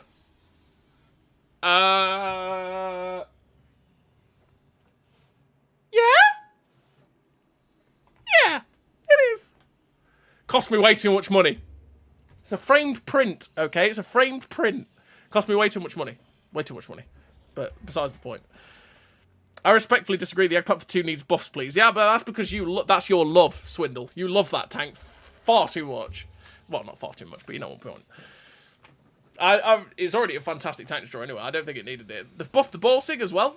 Which, yeah, I thought the ball sig was alright, to be fair. I mean, the only gun that needed love was the 15cm, because the 15cm gun on the ball sig is atrocious. So, that could have done with a little bit more pen, if we're honest, rather than all the other stuff. But hey-ho. It does have ridiculous heat pen in of itself.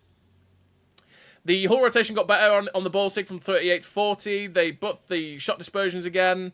They're just making everything just that little bit more snappy with buffing the movement rotation dispersions. Which, sometimes I'm not sure how I feel about that. But, yeah. The turret rotation went from 20 degrees a second to 24, so it's actually a little bit quicker on its turret rotation. And they buffed the accuracy of the 128 as well. Leopard PTA, big boy buffs. Again, that 9cm gun that you get on the Leopard PTA stock got buffed to 300 alpha. That's quite nice. And the... So, well, yeah, that's the stock turret. The top turret, yeah, so it got better 7.2 seconds reload, 300 alpha. And the top 105 L7A1, which is the same as the Leopard 1, went from 390 alpha to 420. So they nerfed the reload for that naturally, but it's basically got the same DPM, but for 420 alpha instead of 390, which is nice. And they gave it, instead of heat rounds on its premium round, it's got premium APCR rounds, which have got, like I said, that 1650 meters a second shell velocity, which is just nutty. It's so fast that it's lovely. Hey, MEP. Wow. Wow? What do you mean? If your team won the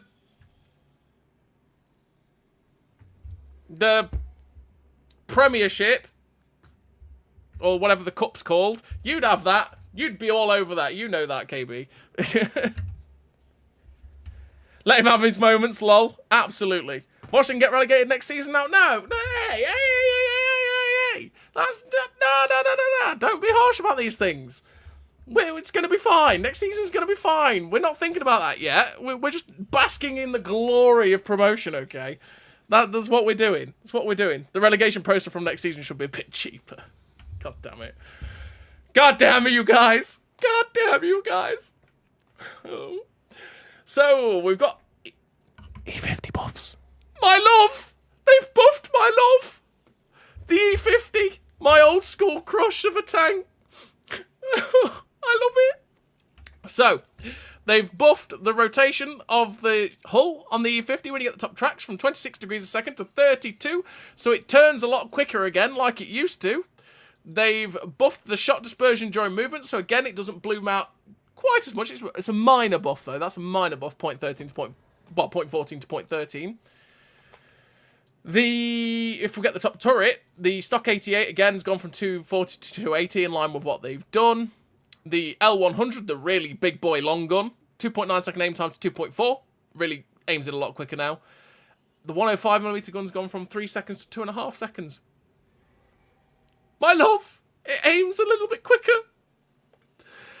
That's a nice buff. That's a nice buff. They've gone somewhat back to what the E50 used to be like, but the E50 used to be really OP as a tier 9 medium tank. It was ridiculously strong, and then they'd nerfed it into the floor. Like, they went so hard on the E50 that they killed it completely, which was always sad. So they've put it back some way. That aim time will fit the gun so much better. So much better. So that's quite nice for the E50. Our love. Indeed, Swindle. Nope, I didn't when we won the Champions Cup. Well, you're just not a true fan then, are you? Oh, I'm kidding. Joking. Kidding, obviously. Played the Leo PTA yesterday. It does have APCR as a pre-round. It's still heat. Still heat on the Leo PTA, is it?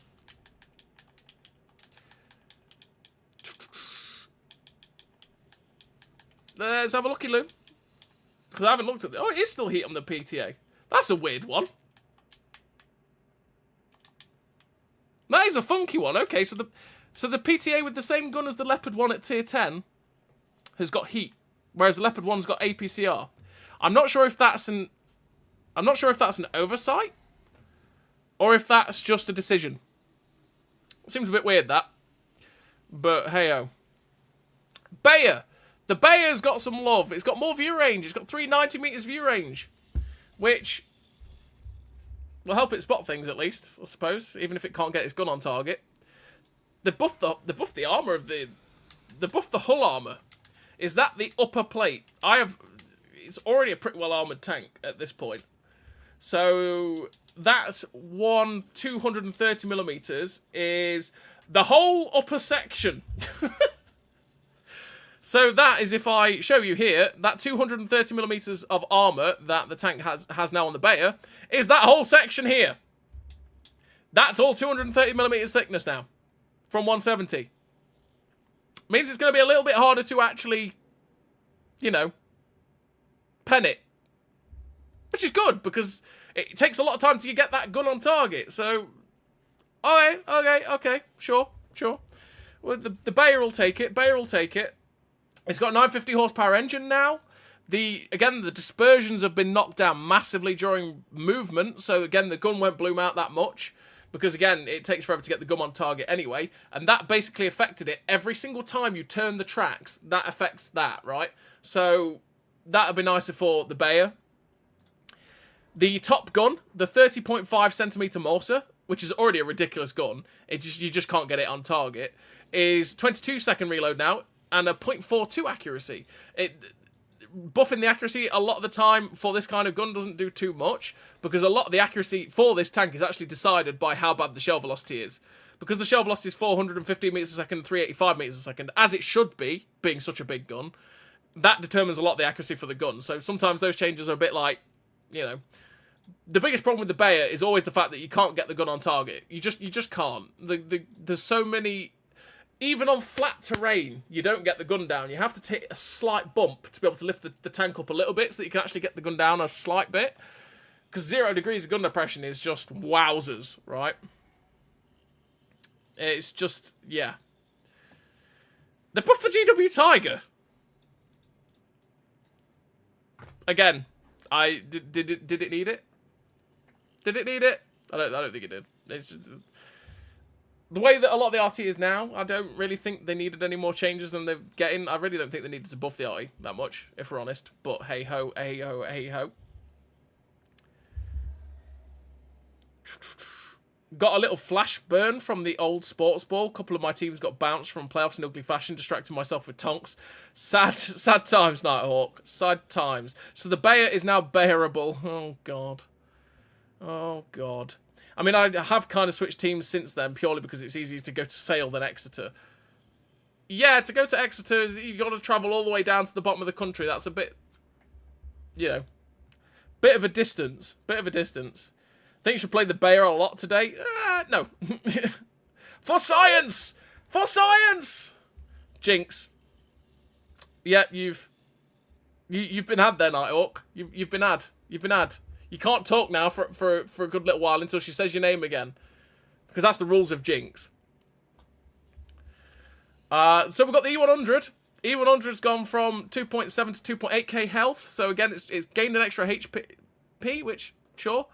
The shot dispersions during movement and rotation are 0.21 to 0.19. Again, it's not going to bloom out quite as much, which is decent. The 128's got 2.4 second aim time to 2.3. Accuracy is 0.38 to 0.37, and the shot dispersion penalty during turret rotation has gone down a little bit as well. Again, it won't move out too much. And so that's the buffs to the E100. So it's got slightly better buffs on it, slightly better aim time on its 15 centimeter. Yet again, will this make a massive, huge difference? Is this like revolutionary to the E100? Not really a revolutionary. It just, again, it makes it a little bit nicer, right? It's just a little bit nicer. They're sort of slight nicer changes for it.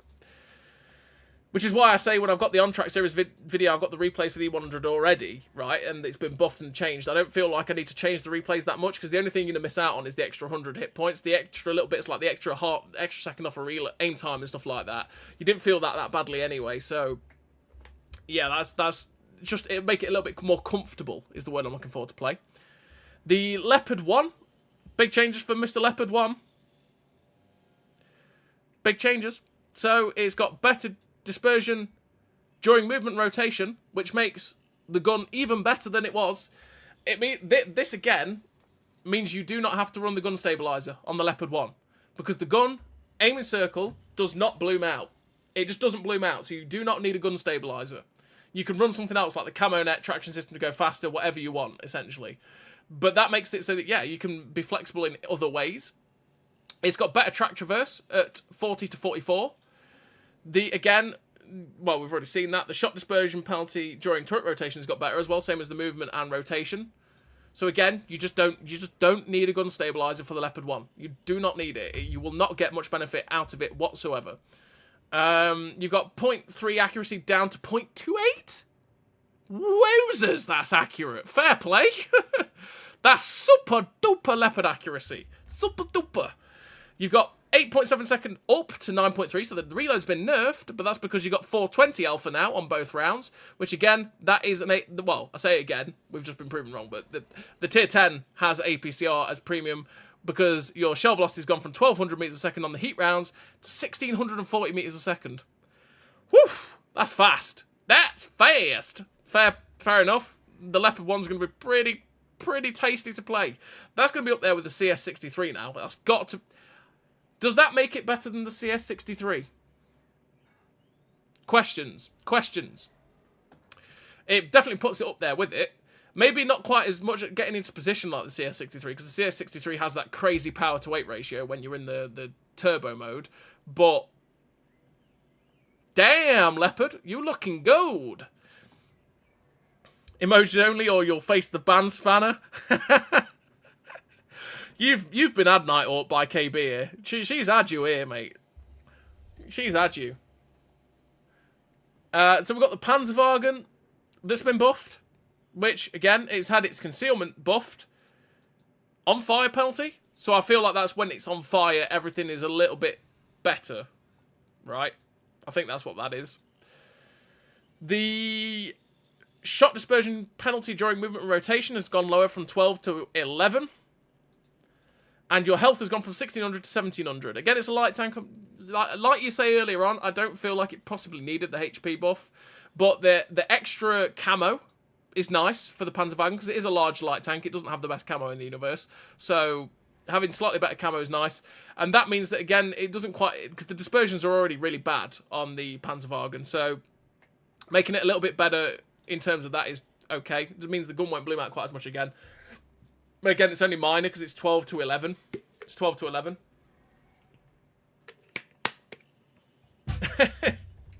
Oh, poor Nighthawk.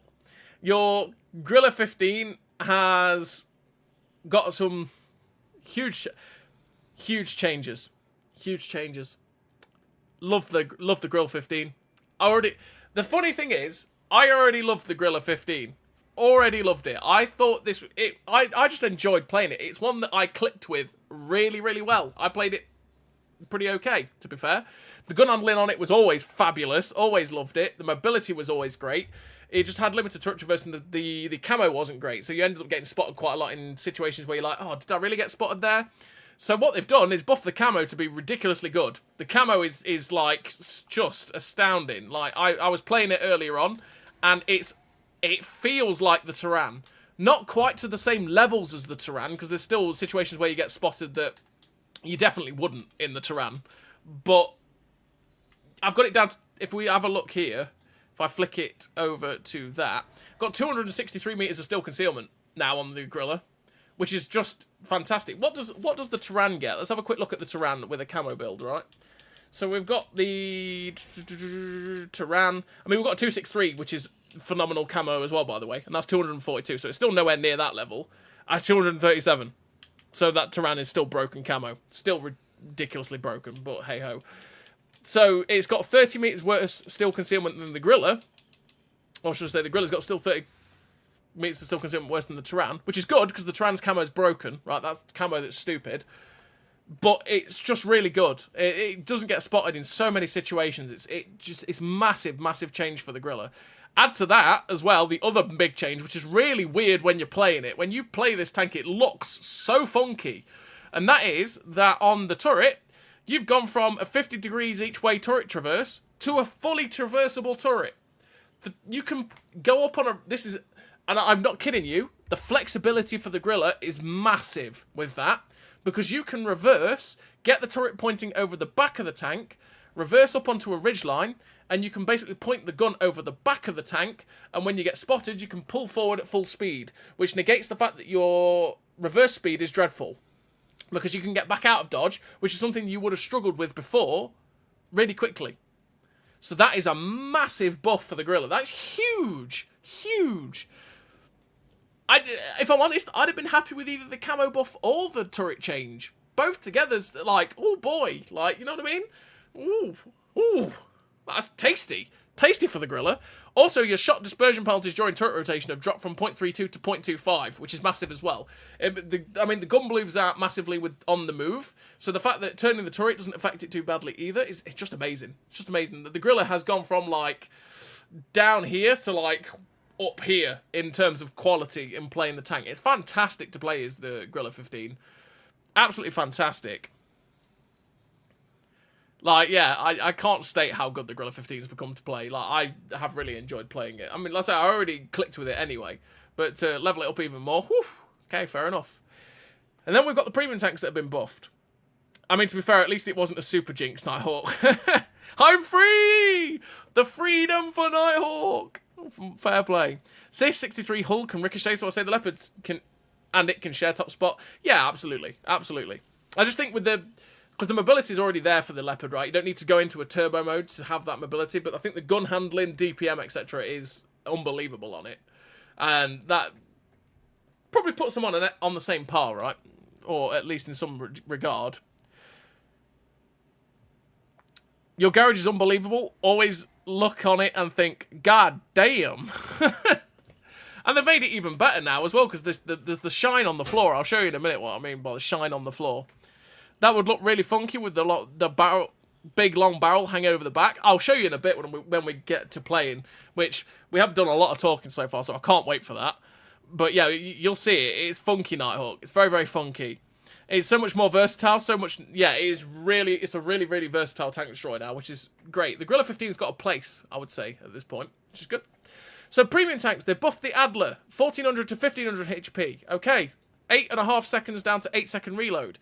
And they buffed the shot dispersion penalties during movement and rotation from 18 to 16. Makes the gun slightly better, makes the DPM slightly better. If I'm honest, I'm kind of sad that they didn't buff the damage. They should have changed the alpha on the 88mm gun from 240 to 280. Just like pretty much all the other long 88s. Because obviously the Adler has the long 88. So the fact that this still has 240 damage while all the rest have 280 just feels weird. Just feels weird. So I kind of wish that had got 280 damage, but hey-ho. Same for the Javelin, or the Kruppsteier Waffenträger.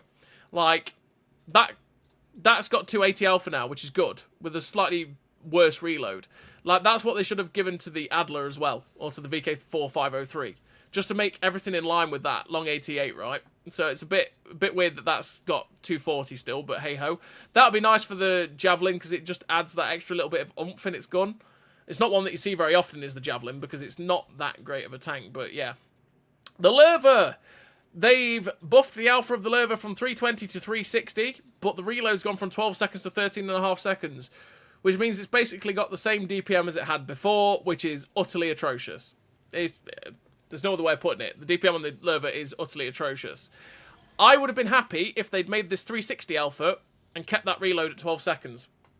I would have been happy if they'd done that, because you've got other tanks like the Tiger 2 and the King Tiger that have got 360 alpha now, that reload 2 seconds faster than this tank, but if we're honest, do the job of the Lerva far better.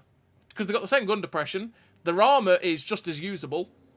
It's just as usable in many different situations, but they're faster. They're much faster than the Lerva as well. Like, in terms of how they handle traverse speeds, top speed, all that sort of thing.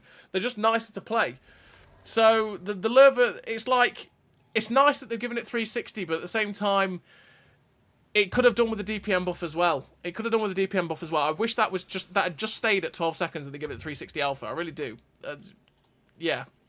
The E75 TS and the Roger Dodger as well have got a buff during the rotation and movement, so it's slightly better gun handling again. HP's gone up a little bit. Rotation of the turret's got a bit faster, which is good.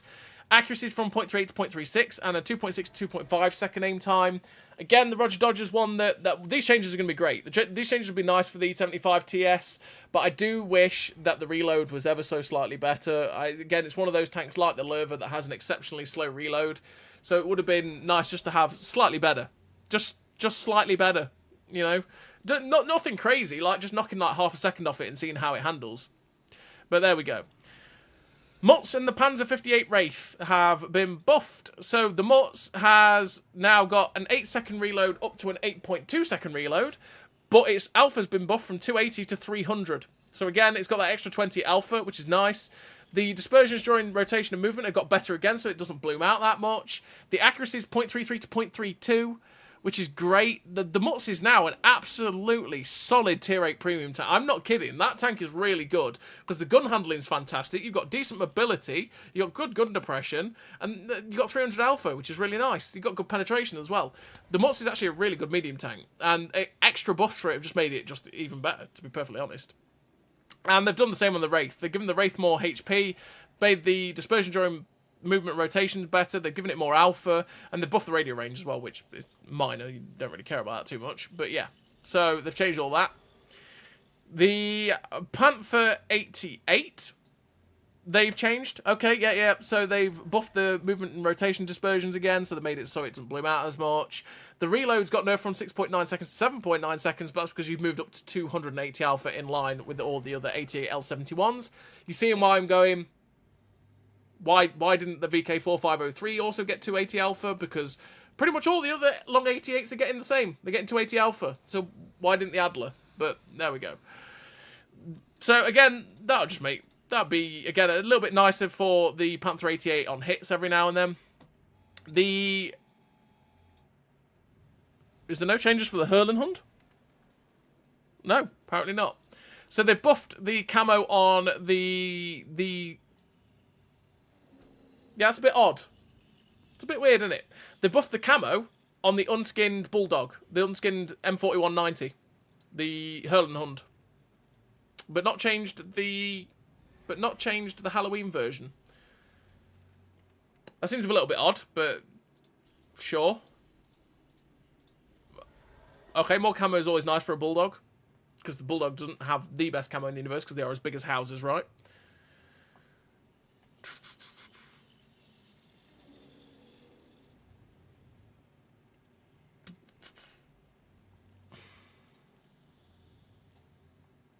But yeah, it's just odd that that's... What is going on? My phone has decided that switching off is the good idea. Thank you, phone. It's really helpful when I'm trying to use you for chat. There we go. Odd. It is odd. You're right. Just a bit weird that they buffed the actual unskinned version, but not the skinned one, right? Bit odd, but okay. Fortress Ferdinand. They buffed the Fortress Ferdinand. Let's go. Fortress Ferdinand needed buffs. It's needed love for years. It's needed loves for years. Oh boy, Fortress Ferdinand has got some love. They've given it the top engine. They've given it the top horsepower engine from the Ferdinand. It needed that from the start. So it actually can move. You can actually move. Because beforehand it was slow. It didn't traverse. It didn't hit its top speed. It was horrible. So they've given it the top engine from the Ferdinand. Fantastic. It's gone from 320 alpha to 360. Solid. Cool. Nerf the reload alongside it, but it's got the same DPM for 360 alpha, so we'll take it. And the terrain resistances have got worse. Yeah, they've nerfed the terrain resistance on medium. But, okay. Still, extra horsepower. We'll take it. We'll take it. That's fine for Fortress. Great time. Great times. The 88 Pack 43 Jagdtiger. What have they done to the Jag 88? They've buffed the ground resistances. They've buffed the hull rotation speed so it turns quicker. They've nerfed the reload time but buffed the alpha so it's gone from 240 to 280. And yet again, they've given it a better engine.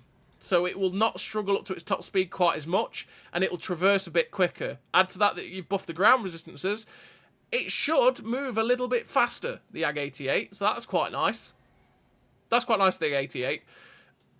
Being a DPN king like it was at 240, you know, how fast that reload was, it might hurt it a little bit, just having a slightly higher alpha, but at the same time, it's also quite nice. That's one of those you'll have to wait and see how it handles, right? And then on the Striker, they've basically changed it to be like the Leopard 1 gun. Have they changed that to be the same as the Leopard 1 or similar to the Leopard PTA where it's still got heat? That's the question. We'll double check that this time. So it's still got the heat rounds, but they buffed it to 420 alpha and changed the reload on the Striker and the Kanone Jagdpanzer 105. So slightly worse reload, but better alpha, which is always nice for a TD. And we're there. We're at the end, people. You can stop listening to me talk and we can actually go play some games. The Panzer Kanaka Auto has had some changes. They've nerfed the reload time. They've nerfed the intraclip reload, but it's gone from 240 alpha to 280. So the 280 alpha, so the nerf to its reload time is fine in line with the 280 alpha. I think changing the intraclip reload is harsh. The whole point of the Panzer Kanaka was it put out damage quite quickly with 2-second intraclip. So that's a harsh nerf for a premium tank. It's a little bit harsh for the Panzer Kanaka, I think, personally. Because I say that the whole point of it is it's not got much armor, but it's fairly mobile, and it put out damage very quickly. So it's not going to reload quite as quick, which is fine because it's got better alpha, right? But I'm not sure about the intraclip being nerfed. Not sure about that one. That's possibly a little bit harsh for a tank that's not the most relevant tank in the universe, right? So debatable. But on the whole, there's quite a few changes out there that is really good. There's a few that you sit there shaking your head going, did it need to be changed? Did it need to be buffed? Or there's a couple out there that you're looking at going, did it need to be nerfed? You know, Minotauro's up there for, did it need to be nerfed? I don't think it did, but there we go. Hey, Platinum, how you doing, buddy? The VK7501K should have got a buff. Yeah, the Icebreaker. Sure, I feel like that could have had a little bit of love. Maybe a bit better track traverse or a bit better accuracy or something like that. I could have done with that. Or a bit better reload, but it's got 490 alpha guns, so I feel like the reload's probably about there with what we've got. Yeah. But that is quite the list. You're not wrong. You're not wrong, that Hawk. That is a lot of tanks. There is a lot of changes that have happened. There's a lot of buffs. That was a lot of talking. We've gone through all of it though, which I hope I have had quite a few requests for a video on it, so I thought I'd cover it in a live stream because it's better because we can get the interaction with you guys and it's not just like a... We've just seen how long we've been talking for. We've been talking for an hour and 40 about buffs. There's going to be a long video, so I'd rather do it this way where I can interact with you guys and stuff. So hopefully that covers that for a lot of people that were asking about it. Without further ado, let's get to playing. Let's actually get to playing the game. I don't think I'm going to be able to play the game properly. I'm going to be like numbers. I'm going to see numbers flying through my face when I'm trying to play the game, aren't I? Woo! I wish the EBR 105 got a buff. The EBR 105, I kind of... The only buff that the EBR 105 needs is to get better at driving. The EBR 105 has the problem that it's just a pain in the ass to drive, and that's what kills the EBR 105. I feel like maybe the standard pen is not good enough. Sure, 190 is not good enough. 240 heat ain't great. But for the way it plays, I don't suffer that badly. It's more the mix of the fact that it's a pain in the ass to drive. It swivels by itself a lot of the time, and then just the wheels is a bit of a pain, right?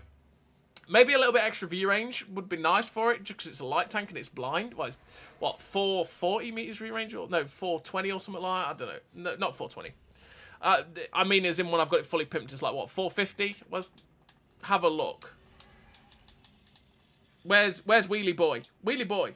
So we've got it 413 meters view range without a crew in it, which with a crew is like, what, 445?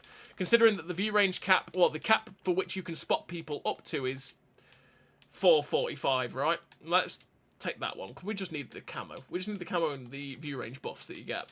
So your view range is up to 461, which, again, is not good, but it's not bad, right? It's okay because you can spot past that 445 meters view range, but, yeah. Just the concealment on that tank is nutty, though. 229 meters of still concealment is crazy. That M4190 was just for me. I think I'm right in saying I'm the only player who has that and not the Hurling Hund. You're probably right, Swindle. You're probably right. Hey up, Seb. How you doing, buddy? Shh, he's here. You're not wrong, he's here. Quiet, everybody. You've come in just as we've talked about all the buffs, Seb. We've been through the whole lot. We're now getting to playing. So what we're going to do is... Let's look at we've got the new season tanks, right? We've got the new season tanks. So we'll play 2 games in the TS-60. Then we'll go play 2 games in the K1. Because of the amount of time we've got left, right? We'll play 2 games in the TS-60. We'll play 2 games in the K1. Then we'll go have a look at some of the buff tanks as well. I'll play the Grille, the Leopard, you know, all that sort of stuff. We'll go have a look. And play the nerfed Minotauro as well. Maybe the V75. We'll have a look. We'll have a look as we go through, right? That's the whole point. That's the whole point. So let's go.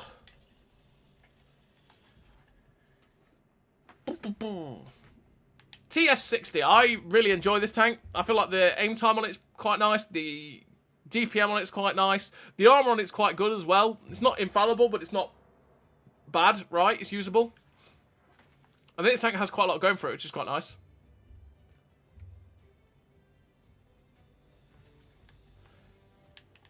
Shut your face, KB. I was doing a proper job. Oof.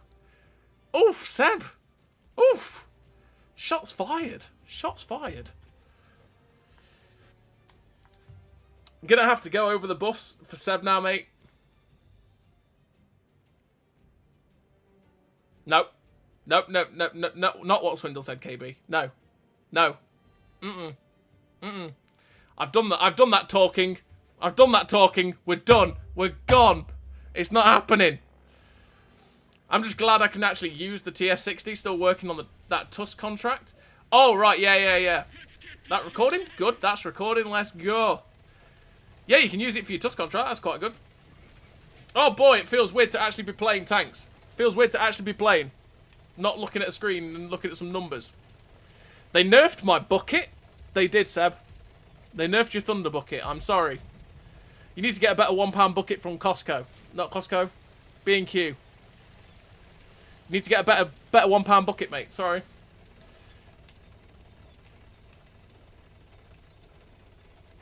There, it's okay, Seb. Alright. What are we going to face? What is it? Tier 10? Tier 10. Right, okay. Okay. We've got ST2, well. Machine up there. See what we can do. See what we can do.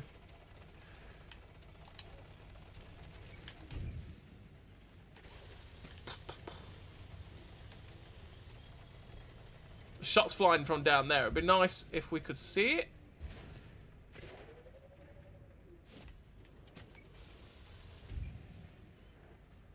I'm not going to pen that.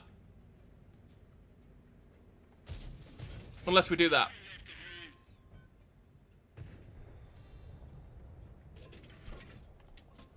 I'm going to load heat.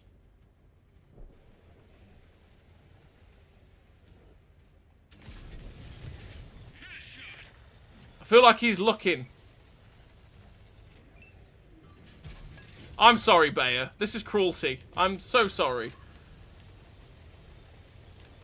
Oh!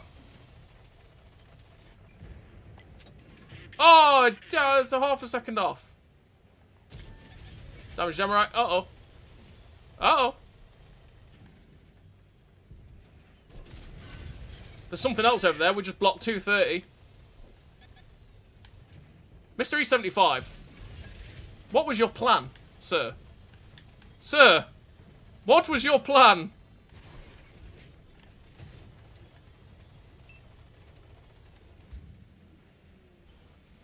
I'm not sure that E75 thought that through.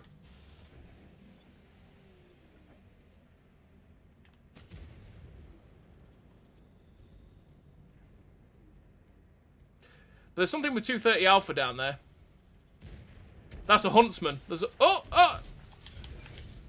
Stupidity! You're not covered, E75. I'm sorry. There's a huntsman. There he is! There he is! This tank is so lovely, though. The DPM in this gun are so good. Mr. Barask spots us. Not about that life. Not about that life.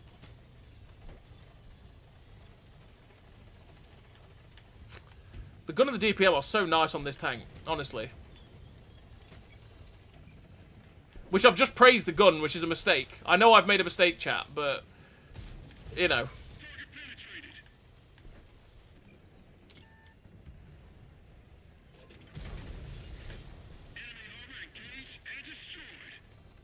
What is he doing? Hello? Mr. Machine? Yeah, Mr. Machine. That didn't overmatch? Okay.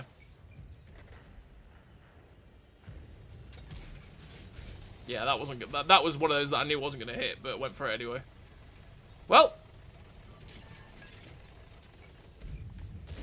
Hello, Barask.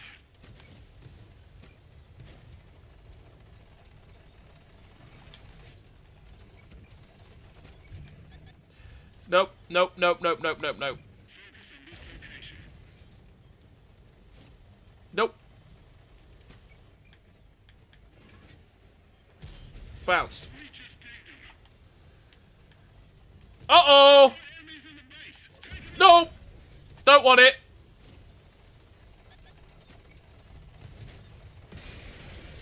He's firing heat. My dear boy, shoot me in the side with heat. He did. I have DPM to contest you, my sir. My engine again. Person. That's cruel. I just repaired that. What a guy.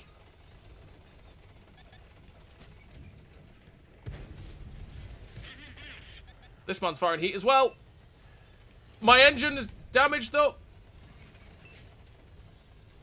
So I can't get away.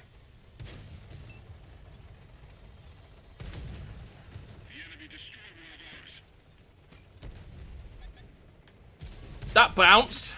Really?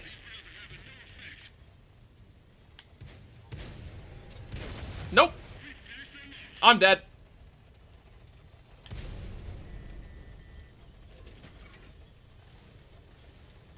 One more shot though, and we damage his Amarak, lol.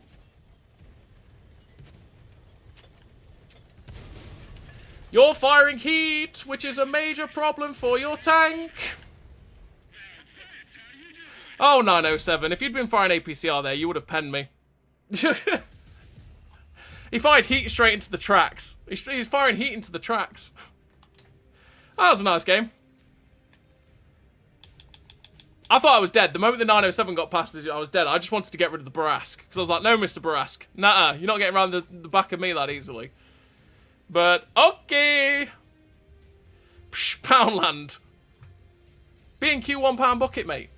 There's nothing like it. Nothing like it. Oh, that's a nice game for the TS-60. Like I said, I really like this tank. It's a really solid tier 9 tank destroyer. The DPO on it is really good. The armour on it is workable. Like I say, it's not fantastic, but it's workable.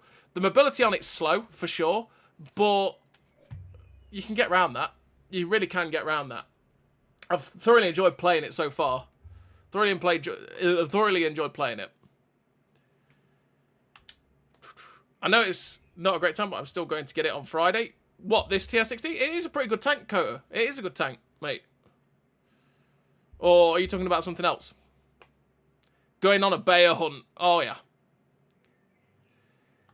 I didn't bother playing this last night. Doesn't look too bad, to be honest. I think I've attempted to try and play it like a heavy. You can play it like both. That's what I like about it. You've got enough armor that you can play it more like... that you can play it kind of like a heavy tank, right? You've got enough armor to do that. But it's not amazing armor that bounces everything. It's just that if you angle, you can bounce things, right? And if you side scrape, you can bounce stuff. It's just... you've got to know what you're facing, because obviously if you side scrape and then give them your turret and they've got like 320 plus pen, which a lot of the tier 9 and 10s do, and they're firing full prem, they will go through the turret gun mantlet at times. So you've got to be careful of what you're facing. But it's got enough assets to be able to use it and manipulate the situation you're in, which is why I like it. Add to that, you've got really good camo. We've got, what, 260 meters of steel concealment? Which is fantastic with what we've got. Or is it 280 or something like that? I can't remember. We'll have a look after the game. Which means that if you need to fall back on the camo, you can. You can fall back on the camo and use it like a standard tank destroyer as well, which is great. And then add into the fact that the gun is fairly derpy base-wise, but the aim time is so good it just goes, boop, you're ready to go, and your DPM is fantastic as well. It's a pretty damn solid tank destroyer. Again, it's fairly well balanced. That's what I'd call it. It's fairly well balanced. Which, to some people these days, means it's crap, right? Which is always a sad time. But when it's fairly well balanced, that's what I think of it anyway. It kind of looks like what happens if a Chrysler K meets a T28 Prot. Yeah, you're not wrong. You're not wrong. 907's been watching too much Randy Duck content. Oh! Shots fired. I mean, you're not wrong, but shots fired. Barry Scott, Tank Commander, thoughts? Hi, I'm Barry Scott. We load the shell and bang, the tank is gone. Are they coming? You know what? I've played 3 games on Liberty 4s. We've had 2 brawls where it was all fought here. And then loads of games where nobody comes this way. And I sit going, oh, is just no one going to fight on this side? And they've all died in the valley over here. And it's like, oh, is that it? Because that position up there is a good position to take if they attack. Because you can get shots across the whole line, essentially. But if they do what they're doing now, which is sitting back, there's no point to sitting back there in that corner because you can't do much. Is Liberty Falls only tier 4 and below? Nope. No, apparently not. Nope, it's not. You can see it up to tier 10.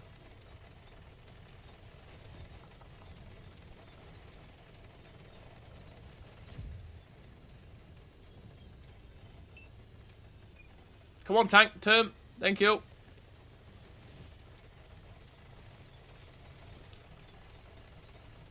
There's a 268 version 5 up there somewhere.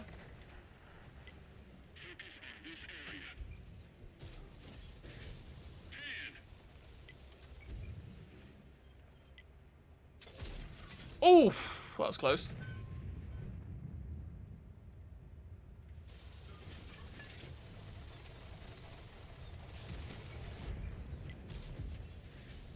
See what I mean about this gun? You see what I mean about the gun?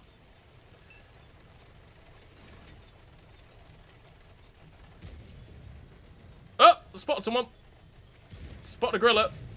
I want to be cheeky and try and shoot that guy down at the bottom of the falls, but I know I'm going to die. I shouldn't do that. I shouldn't do that. We should not do that. Let's not do that.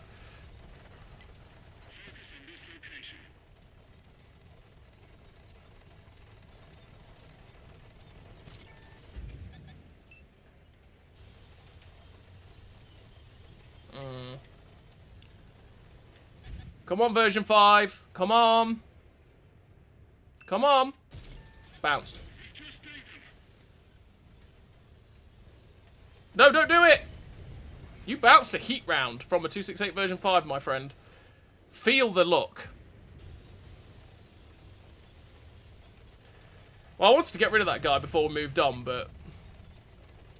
114 should? Yes. Yes, he should.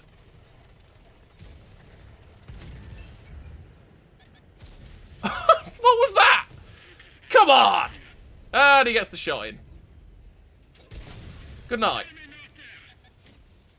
That's a 4005. I don't particularly feel like taking the shot from the 4005. Oh! Hello. Really?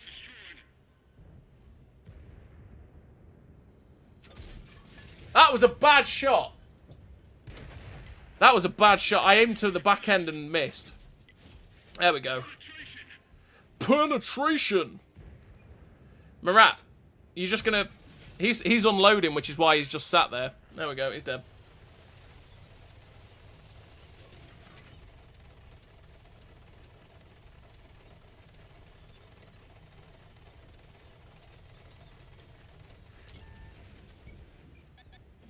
Oh, Grille! Oh! He hit me! That was a moment of going, oh, God! That guy's gonna hurt me.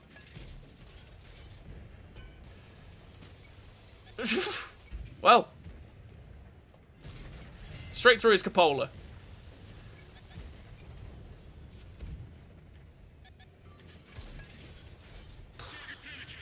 Oh, God. I need to back off.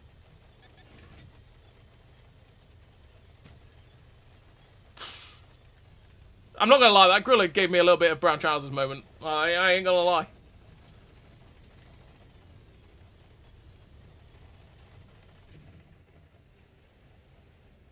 Is he still there? No. I gotta be careful because there's stuff over here that I can't see shooting at me. TS-60 is the... Oh, oh, oh, no. Oh, oh, oh, oh, oh, oh. No. Oh! Yes! Tunnel vision! It's hard! Good night.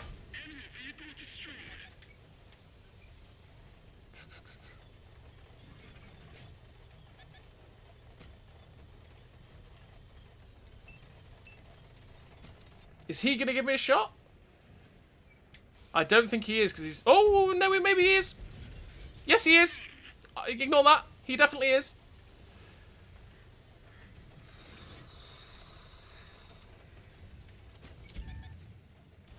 Uh-oh.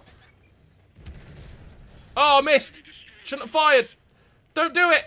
He bounced. Missed again. Sag. Very Sag.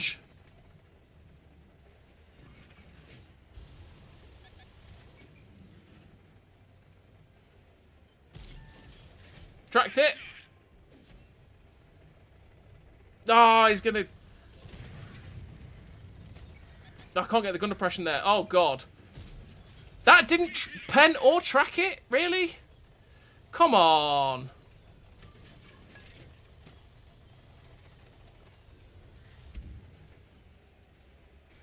I would help heavy, but you just need to kill that AVRE. I can't do much about the AVRE. Oh, mistimed.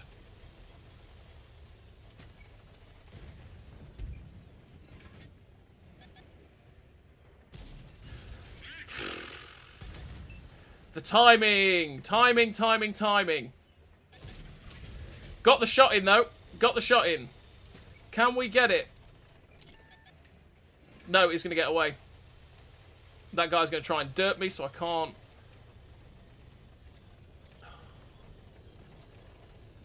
I wish I could have helped. I wish I could have helped.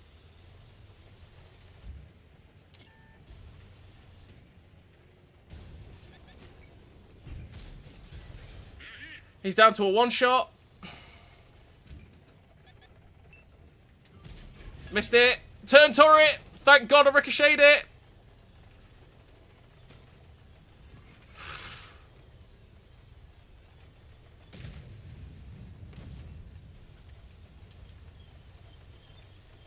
I can't tell you how much I want to do it. But I want to win this game. We're having a good time at the minute.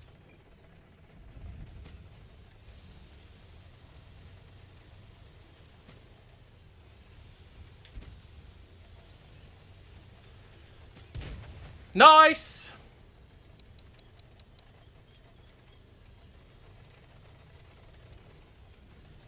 Right, okay, let's turn off this rock. Let's get off this rock.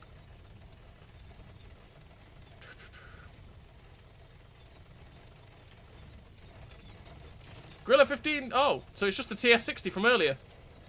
He's the only one left. He was in this corner over here.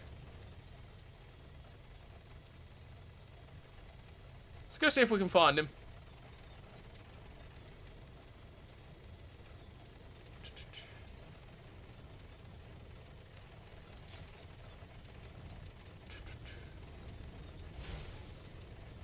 Mr. TS-60, where are you, my friend? I just want to be your friend. It's all I want to be. I want to be your very bestest. No, don't be friends with him. Don't be friends with the Tyrann. Be friends with me. Why would you want to be friends with the Tyrann? Be friends with me. Drive backwards.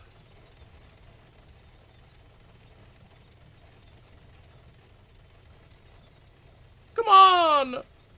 Be my friend. That's a rock. No, he was friends with the Tyrann. Why? I wanted to be his friend. Oh. That was another nice game for it, though. Another nice game for it. That position we took there was really good. We had shots across everywhere, didn't we? We had shots across everywhere.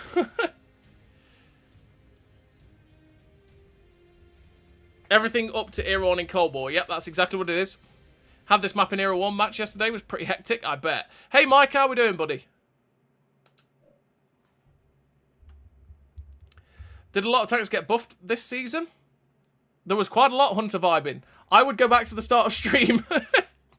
I would go back to the start of the stream and then go have a look. Because I spent the first, what?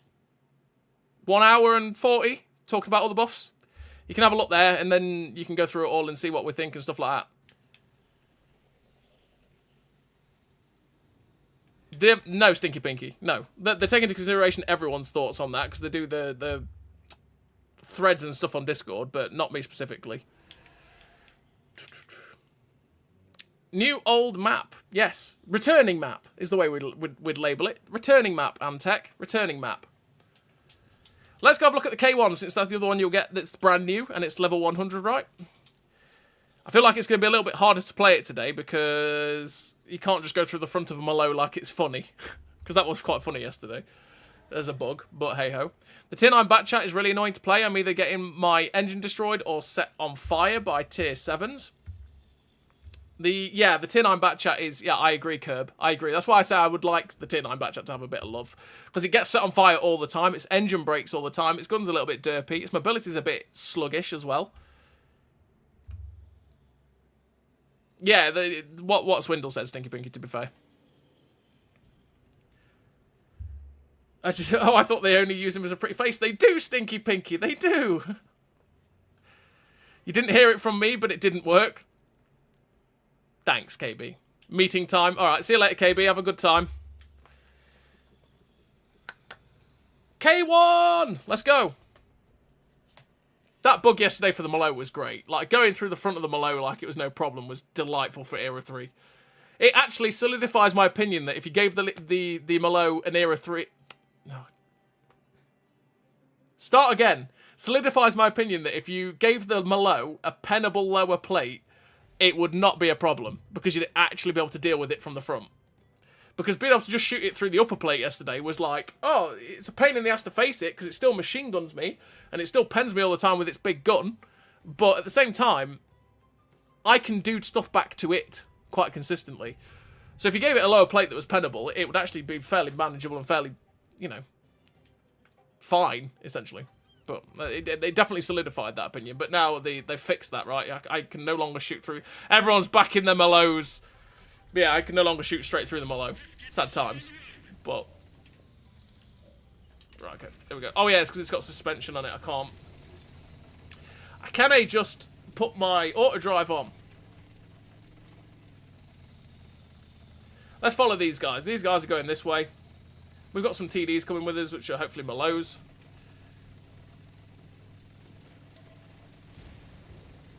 Charlie 2.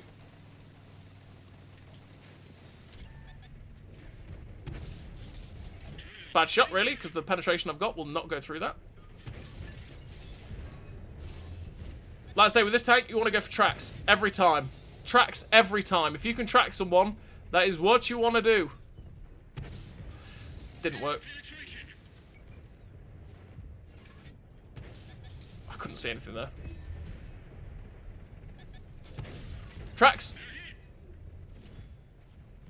He is retracked, which means he is screwed. This thumper is boned. Absolutely boned. Retract it. And assistance. Go on. Go around the corner. Didn't get the track. Oi! That's not fair. Changing the angle up on us like that. How rude.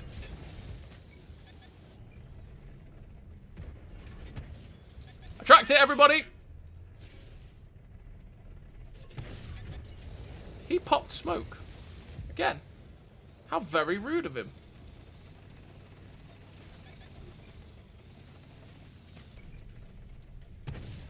Stay there. Think about your actions. Hey, Charlie 1. How's it going?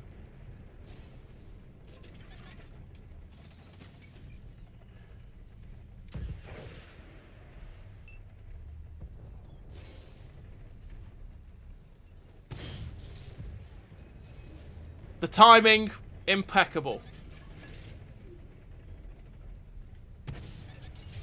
Penned it a minute ago, didn't pen it that time.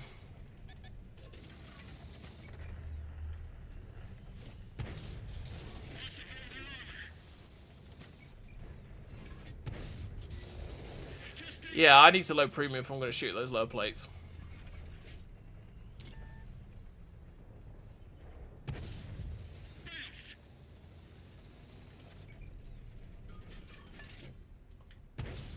Tracked it! Anyone fancy? Anyone fancy it?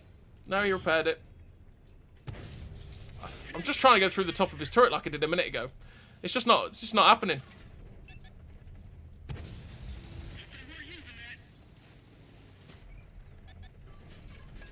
I'm just gonna move up. I'm moving up now, I'm bored. I'm bored. These people retracking me. How rude of them again.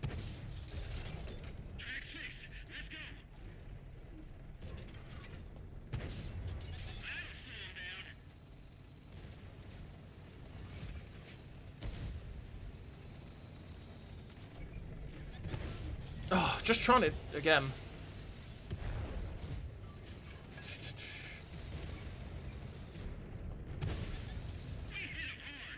We hit them hard, but we didn't pen it.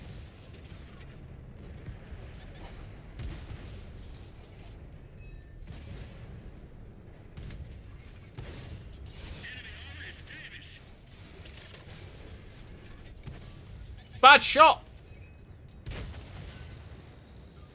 Bad shot. I went for the upper plate, not the lower plate. Should have gone lower plate. Anyone played against the Weasel yet? Do they do more ram damage? Yes, they do. They really do.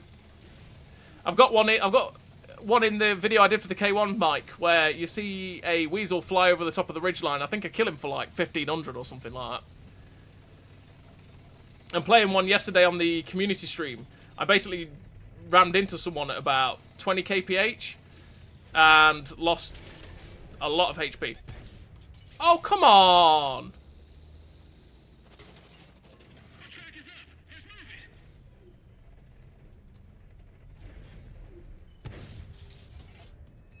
What is that I'm shooting at?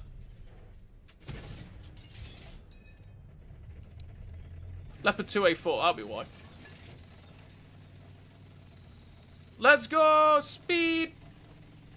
Yeah. So you do lose a lot. Like I said, I ran into something, I think it was like a Macabre or something like that, and lost 1500 hit points from a tap at like 30 kilometers an hour. It was like, oh, there goes all my hit points. Oh.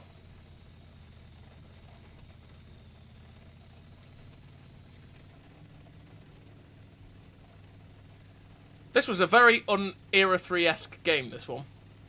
It was very calm and considered, this game. Don't think the RAM change would change anything with the Weasel because of speed. Oh yeah, well, it just changes the... There's a lot of the time the Weasel gets dead close to you and then they drive like fools, right, and crash into you. But because they're like beach balls, they ended up just doing 200 damage to themselves while nuking you for 1400. It stops the people that are idiots look like... It'll probably make people more hesitant to get up close half the time because they don't want to risk taking a big hit. That wasn't that great of a game, but we've still got a lot of tracking assist. But yeah, it just makes people more hesitant to get up close and personal, right? Which is good. Good, because that's the way that the Weasel ends up being sometimes.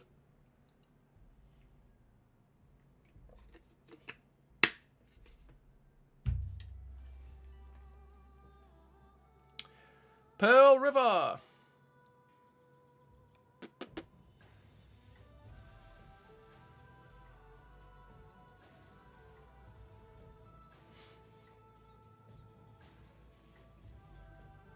Where are we going to go?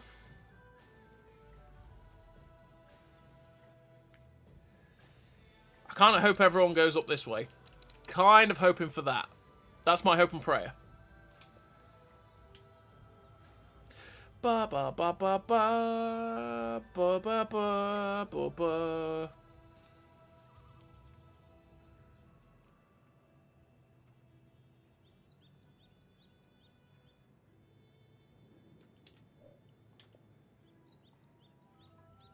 Its main problem is camo. It seems ridiculous for it to only be lit when proxy spotted. Yeah, absolutely.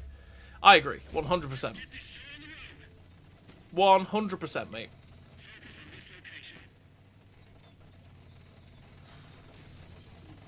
You know what? Not enough. No, we do have enough people. We do have enough people. They are going this way. We've probably lost purely because our team's split here. We've got literally a half team going one way, half team going the other way. This doesn't happen in Era 3. And that means that most of their team will go this way and will probably get eviscerated. Had a funny moment in the Weasel a while back on this map. Got punted about 20 feet in the air when I got rammed into a rock. Lol. I've seen videos of stuff like that. It always looks hilarious.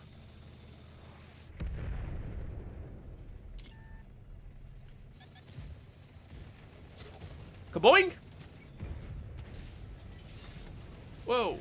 Okay.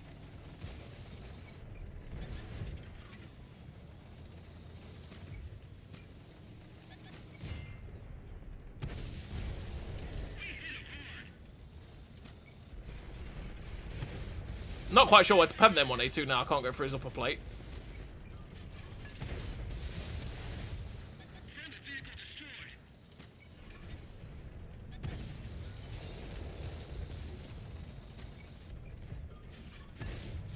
Stay tracked. I didn't pen on... It's because he repaired it. There we go. And he's dead. I say, if you trap people, it can be so handy.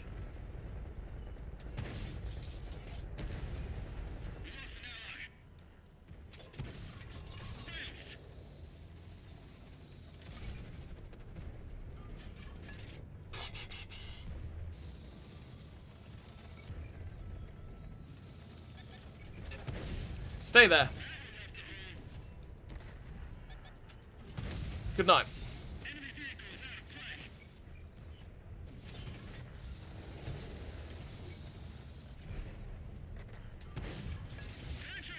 Penetration.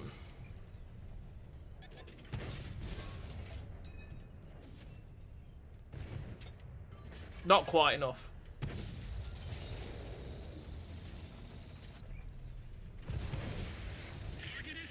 Hello, Mr. McCarver. No, my anus! My anus!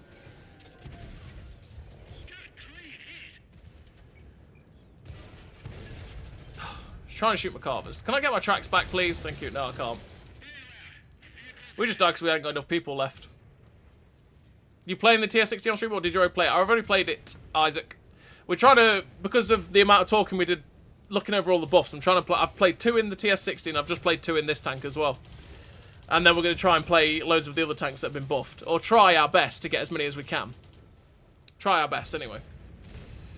Holy moly, the DPM on the K1 is bonkers. It is. It fires very, very quickly. Very, very fast. Problem is you've got to pen things. Sometimes you struggle to pen stuff. And that is pain.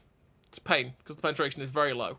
If this had, like, 500 penetration, or 550 penetration stock, and then, like, say, 650 on its premium, it'd be one solid premium tank. It really would. But the stock penetration on this tank is garbo, to be fair. It's the real big thing that lets the K1 down, because the armor's actually pretty good. The armor's actually pretty good. You just see me block 4.3k damage. Like, the armor on it's actually really nice, but the gun handling is superb, but the penetration is awful. Which means in situations like we were facing that M1A2, I couldn't pen the M1A2 unless he turned. That was it. That was the only chance I had of penning him. But 476 stock pen is terrible, generally. Does the Object 292 have decent frontal armor? I was 6-shotted on my upper plate. The 292 doesn't know. The 292 has pretty terrible armor. It's just got a fantastic gun and great top speed. That's pretty much it for the 292. Right, let's go play some of the buff tanks, shall we? I'm going to start with the Griller, because I love the Griller. And we want to show Nighthawk what it looks like, with the turret looking over the back, because it looks funky. Very funky. Let's go, Griller.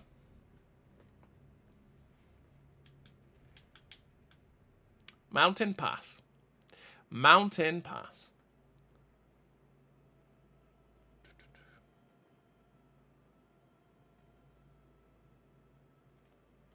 I'm just going to put it backwards and drive forwards and see what happens. The thing's going to tip over. Yeah, probably. It probably would.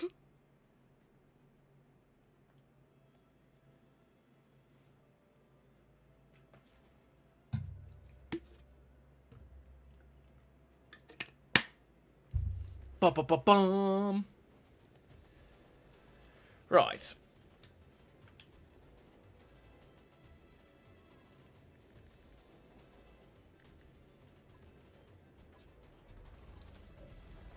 Still recording? Good, good, good. Let's go! It's turning! Oh my lord, it's turning! It's a turning! Oh, it's turned! Oh, sorry, Type 5. Oh yeah! No, please, stop turning! Let Griller get speed! Backwards, Griller! Go!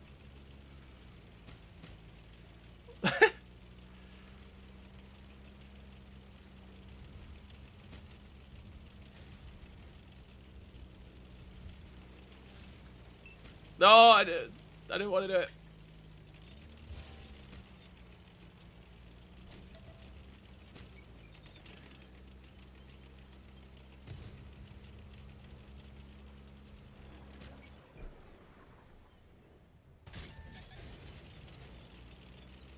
Nope.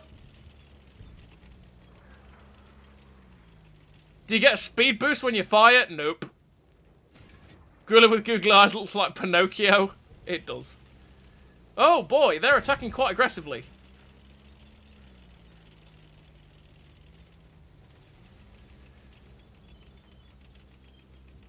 And we don't really have much here. That's a problem.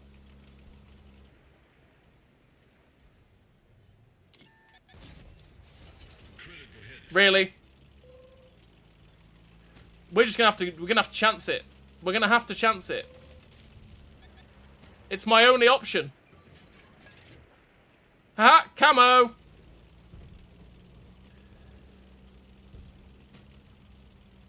I'm not comfortable with what our team has done here. I'm not gonna lie. I'm not comfortable with it. I feel like we've thrown most of the map.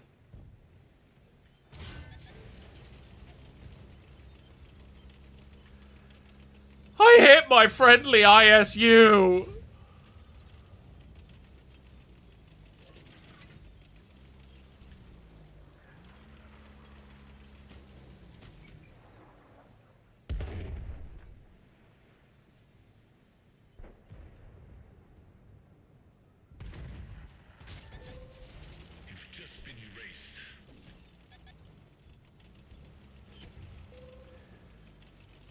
We've just been erased.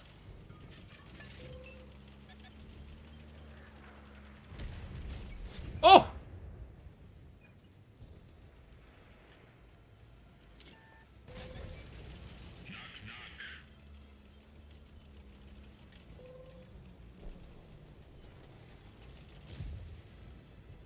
Stop. Hello, VZ. Goodbye, VZ.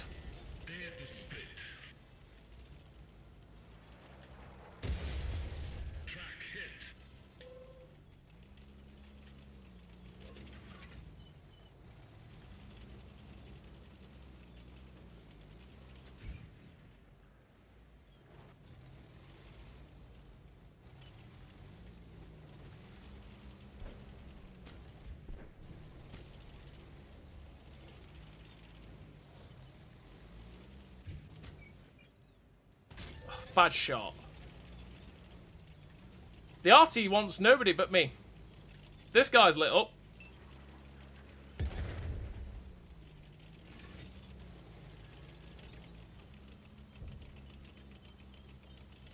But no, I must shoot Grille.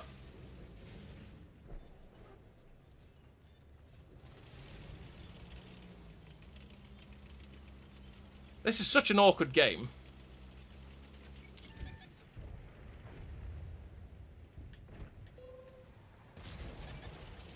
Through his turret, lol. Why me?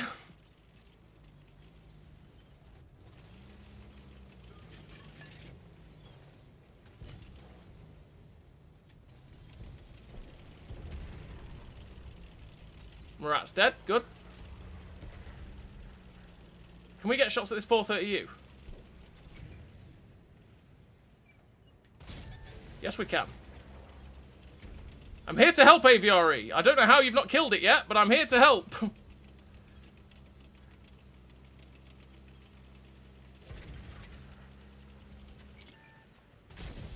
I'm here to help. I'm not sure how we hadn't killed it.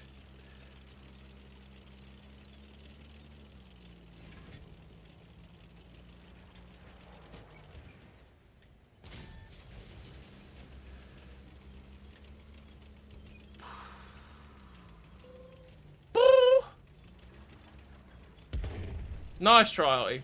You've got a heavy tank coming after you. You're still shooting me. Like, come on. Come on, bro. Is there not better tanks you can shoot?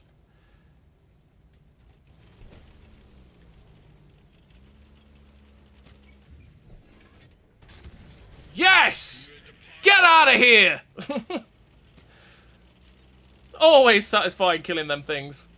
Always.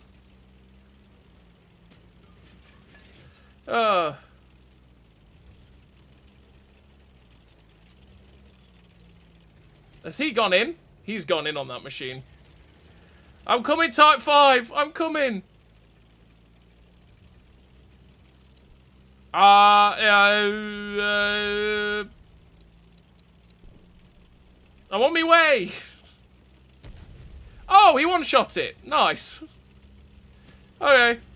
Well... Sure.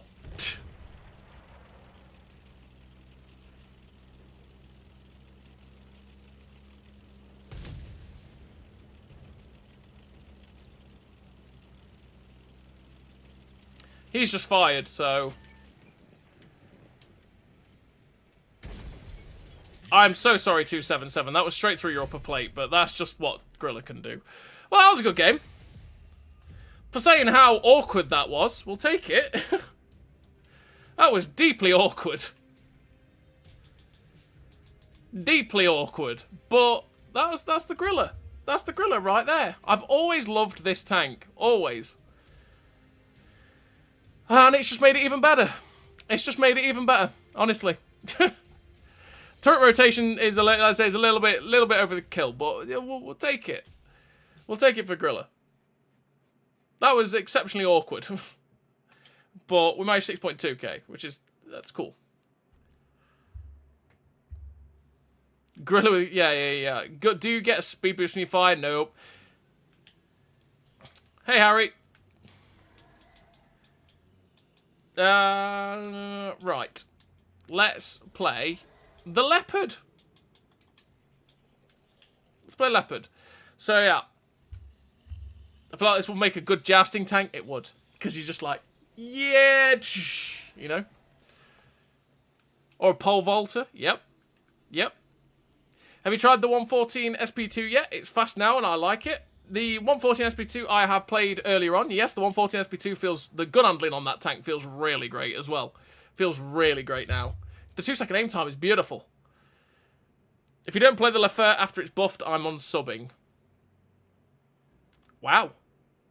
We'll play the Leopard after this. Gotta get them subs. Oh dear. Just one shot of Grille and a Derp Tiger. Oh, curb. Oof. Nice. It's always satisfying when you get them in the Sturm Tiger. Minotauro, maybe? Yeah, I'll play the Minotauro as well, Migdo. Don't worry. We're going to play the Minotauro. We'll play the Minotauro next, because it's tier 10. And then we'll go play the Leaf Blower. And then we'll look at other stuff as well, right?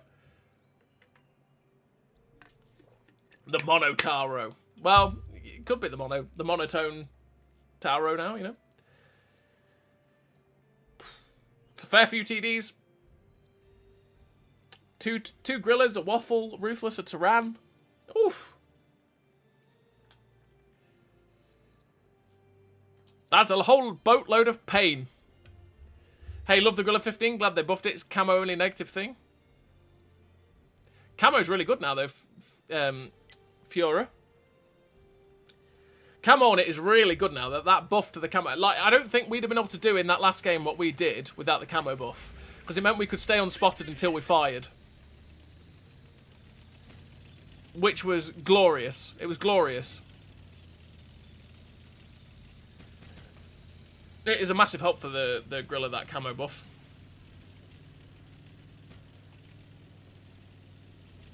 Let's go this way. Not that going this way that goes that often, well, that often for me. It usually goes quite badly. Leo PTA, you okay, mate? Oh, I missed it. How is he not, like, blowing up?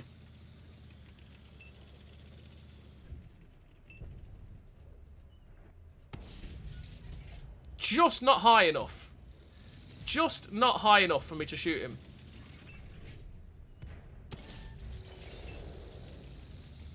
There's already a heavy tank there, machine. Damn.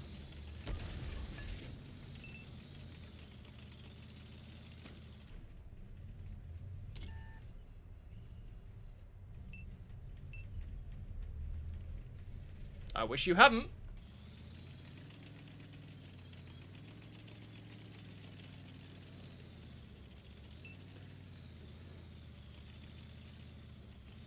That machine's in a really awkward spot.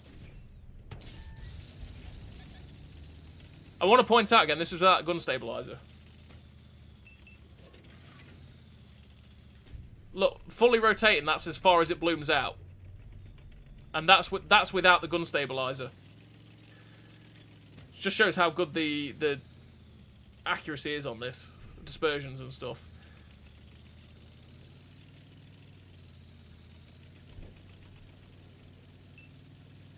I want to try and help T10. And try him.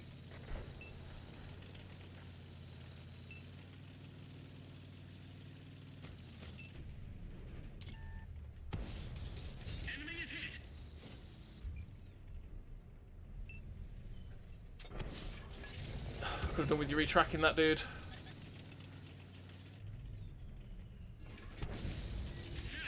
I've got to go now, though, because the machine YOLOs, that's it.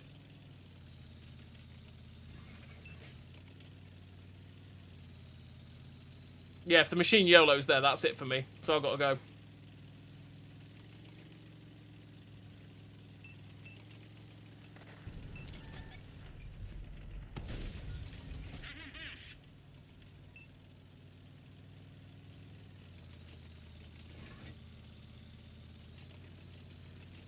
Fall back!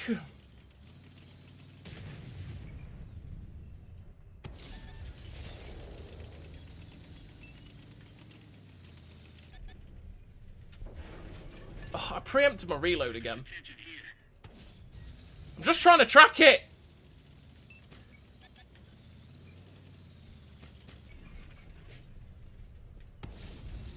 Got it. High rolls? You shot me! Well, you're dead now. Or not. Or not.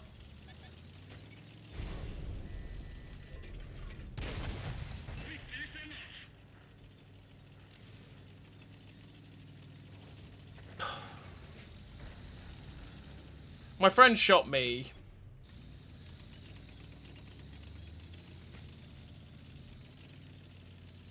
I'm so sad.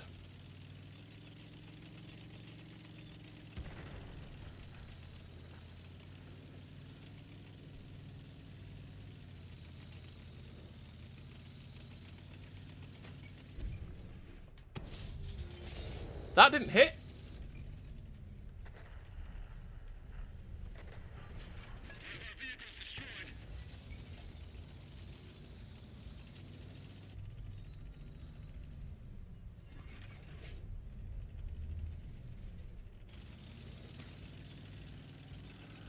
Conqueror's coming.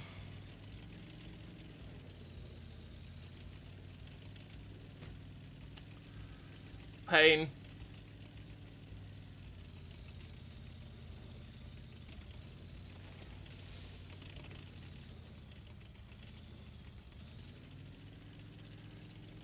Oh, there's the Leo one. He went up that way. Well, let's just go down here and help this TD out. We're just gonna die. Let's just die. Let's die in a blaze of glory. Well, we're dead. There we go. We lost this one, but we get back, or whatever. Sad times.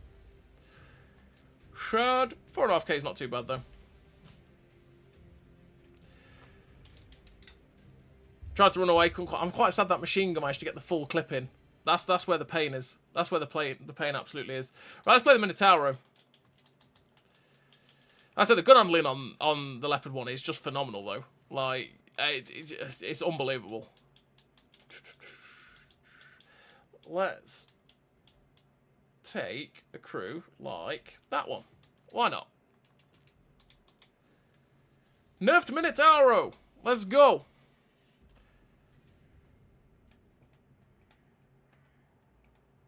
Can you play the Tier 8 German TD, the Kanone Jagdpanzer?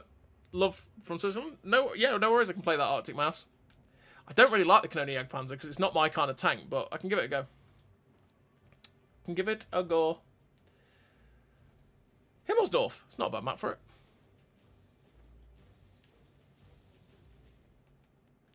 So play this, then we'll play the Leaf Blower. We'll play the Kanone Jagdpanzer 105 as well.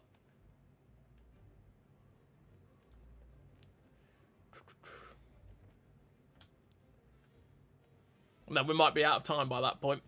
Might be out of time by that point. So Minotauro with the nerf. They've got a worse intra-clip reload now. Which is just such a sad time for Minotauro, right? What was it? It was worse intra-clip reload. If I can get my Italia thing up. Worse accuracy and worse aim time. Oof. Oof for Minotauro.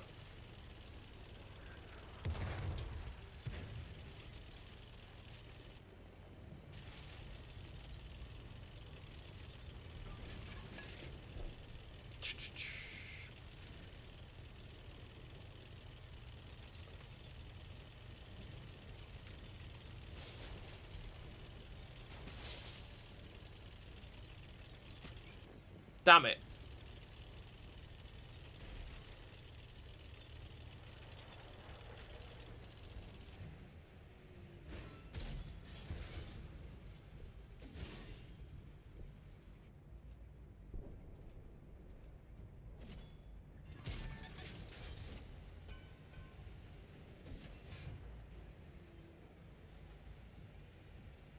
No, it's just gonna beat out the intra clip.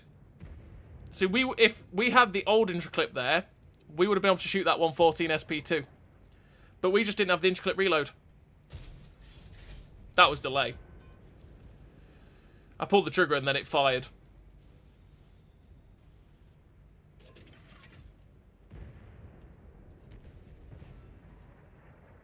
Pulled the trigger and it fired about 2 seconds later. What the? Okay. Bad shot. Again. Oh. Oh my lord, the accuracy. Oh, Jesus.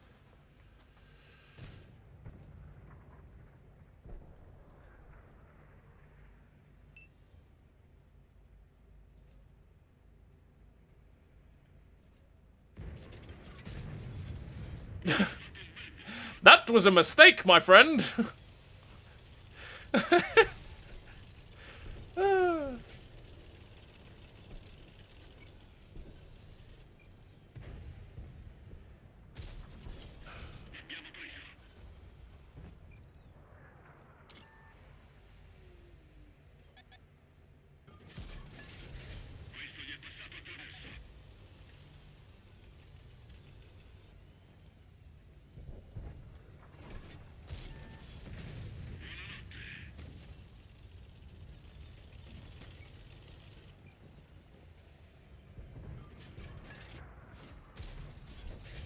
But that went in.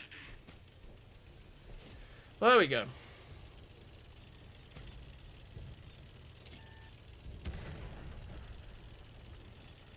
That was a Death Star creeping his way forward, right? Oh, he's on the far road. He's on the far road. I tried to hit that on the move. It wasn't ever going to work. 3. I'm not going to get a shot into this guy before he's fired. There we go. Right, well, he's killed that bloke, but we're going in anyway. What that sharpshooter should have done is just this.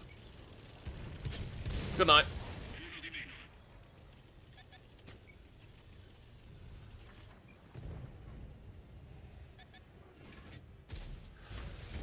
Come on! Hit the target! Please! Yes! Now, where's the Iron Rain? When's the Iron Rain coming? That's the question.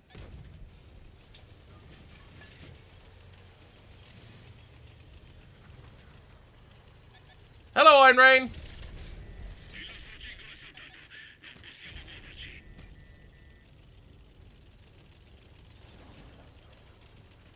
Hello, Iron Rain. Hi, friend. Hello. Good night. I knew you were coming. This looks like an awkward standoff that's happening here. And I'm here to help. I'm here to help. We managed to get 5 kills in the end. 4.1k damage. Wasn't too bad, but you saw some of them shots there. My lord. No, that's the perfect map for Minotauro as well. That's the perfect map for it, because, you know, brawly map, right? The accuracy was not there. That's for sure. And I can feel the aim time as well. The aim time is another one that you could feel. I'm on the tier 9 and losing motivation. Well, I'm not a big fan of the tier 9 myself, so I'm not much help in that regard. This was alright to pick up, but I don't know, that didn't... I can't make that judgment on one game. The one game is harsh, right? But I could feel that. I could feel that. You know when you can feel a nerf? I could feel that nerf. That happened. Right, leaf blower, because he really wanted to see the leaf blower. He really wanted to see Leaf Blower, so we indulge the people. We indulge the people and play Leaf Blower. I used to play... This thing was hilarious. Back in the day when I picked up, we used to play this TD mode. Get maps like Himmelsdorf, just go brawl on the heavy tank line and just derp with the gun. It's hilarious. It was really funny to do. And then it was really quite funny to get the second mark on it, because I hadn't played it in 5 years, and I played it and it was like, yeah, here's your second mark. I'm like, oh. Alright.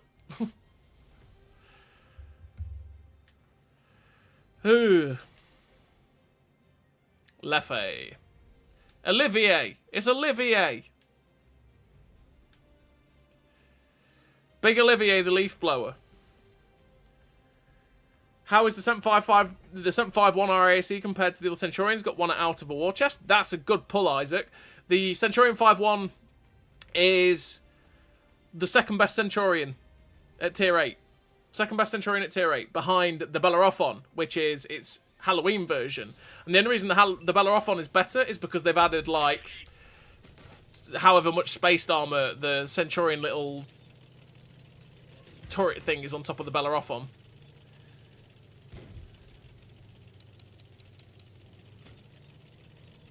You know what? Let's play Leaf Blower like we would. We're gonna go up to Midridge. We're going up to Midridge. On the Death Star killed you, it penned it, but I don't think it hit where you aimed. No, it went nowhere near where I aimed.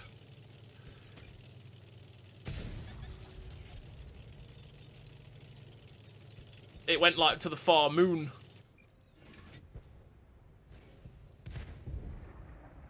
Oof! We're moving, by the way. I just want to point this out.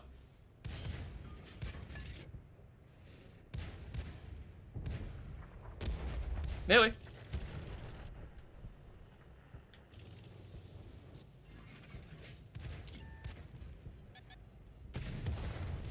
On the move! Leaf blower style. Oh, nearly. So this is what you do with leaf blower. This is the fun you have to have with it, because it's not really much fun otherwise.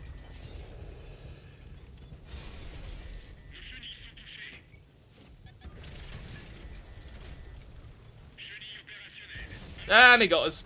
There we go. We tried. And that was the end of the leaf blower. Right, let's go play the Kanone Jagdpanzer. I say I'll play it TD mode because I can't find it fun any other way. It's just not a fun thing to play. Kanone Jagdpanzer. Which crew are we putting in it? Because again, I don't play it. Let's put the Waffle E100 crew in it. Why not?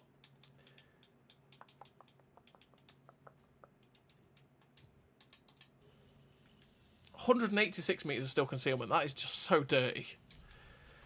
Like that is a broken camo. Any advice for being more consistent and boost up your dominate? Well, the first one is to not really care about your dominate, because you do that, you just end up focusing on it too much half the time. I would never focus on that whatsoever. Just focus on being better. Essentially, just making sure you pen more shots, you know. Like, when I started playing this game, my aim was like, I never felt like I was doing that well, so my aim was just to hit 10 shots in a game, and if I hit 10 shots, I was happy, and then I could keep going. You aim for 10 shots, I mean, if you're in this thing, for example, and you hit 10 shots, you're doing 4,200 damage. And if you're not doing 4,200 damage, you've got a couple of kills, right? So I aim for stuff like just making sure I was doing more damage like that, trying to put myself in situations where I wasn't just going to die, but I was doing more, right? But being aggressive where you can be aggressive, but not sitting too far back is one way, I'd say. But a lot of the game is also experience. A lot of this game is also experience and knowledge, because it's experience of sort of knowing what could happen. It's like seeing a Foch and going, oh, I need to shoot the cupola. Thank you, Mr. Peugeot. Yeah, it's like seeing a Foch and going, okay, I need to shoot the cupola of that Foch to kill it, and it's got a 6-shot autoloader, so I can't go after it because it will just murder me. And then knowing where to put yourself on a map as well to get the best results. So, like, knowing from here I can shoot their TD spot over here, but I can also shoot the people that attack this bat chat. Which I was really hoping the bat chat wouldn't go in, but he did.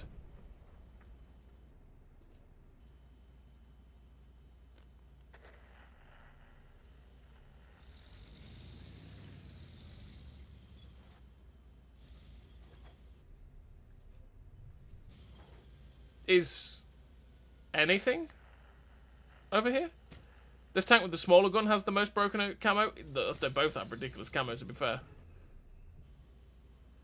But then the smaller gun is because it doesn't. It's even harder to spot it when it fires. Well, we're just. Oh my god! Really?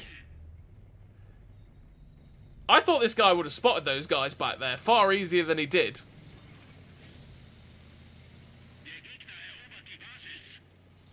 We're going to load heat because we can go through the... We can actually go through the STRV 1030 with the heat rounds. Oh boy.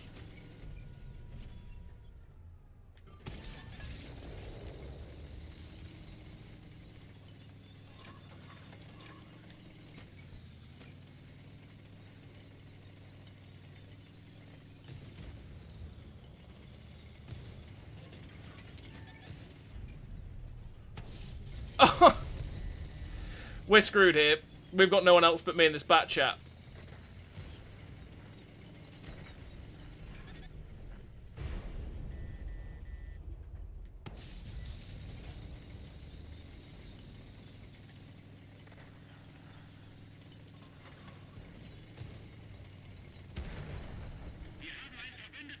There we go, we're dead.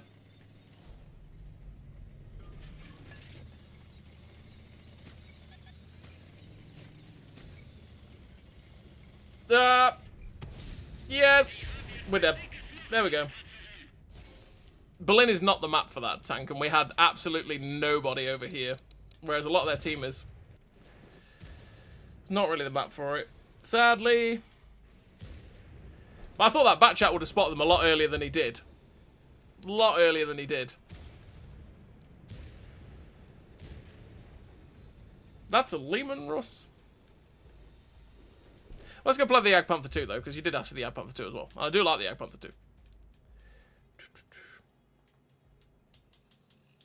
2. Jagdpanzer 2.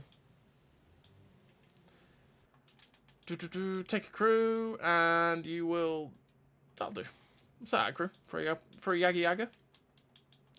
So we've got more hit points, we've got better accuracy. Oh, no, we don't have better accuracy. Do we have better accuracy, or was it better DPM? Or was it both? For the Jagdpanzer 2. For Jagdpanzer 2, if we go to Germany, it was...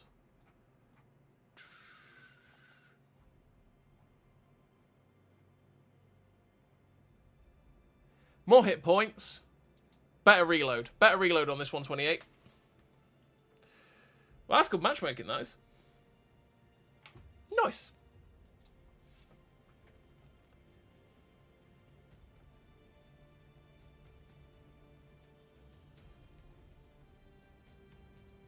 I think they should fix the premium round problem by giving them a little higher pen than standard, but drastically reducing the damage. They could do that, or they could do what they've done with other tanks like the Hesh rounds, right? Where they get higher damage but less pen. That sort of thing. Plenty of ways they could sort of do that sort of stuff.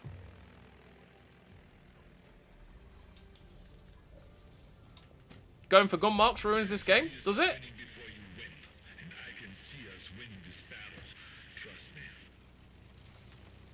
Don't particularly think it does.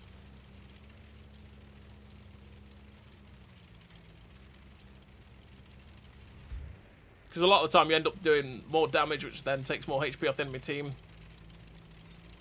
Which then generally leads to more wins. There is toxic ways of doing it, which, don't get me wrong, I won't argue that. There's people that do play it really toxically, but a lot of the time, the people who do sit at the back and red line don't do that well. Because it's the balance of having to be aggressive and having to know when to drop back.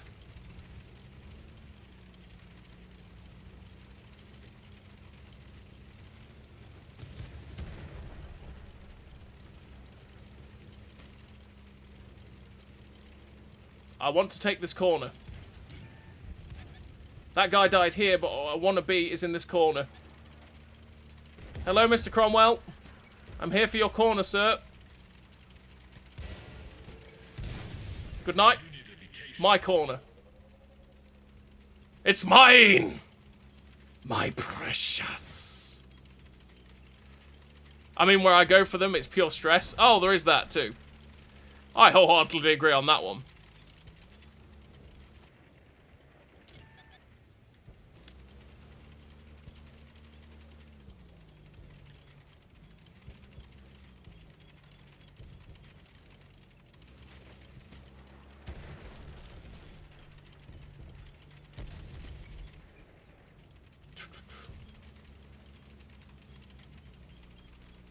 Like I say, I don't tend to grind mine that much.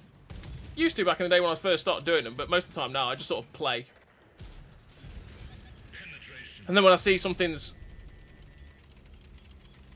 close, I'll go and finish it off. Hello, Mr. T44.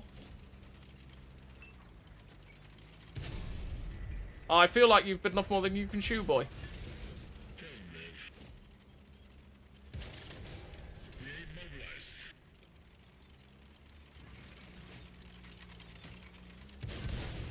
He bit off more than he could chew.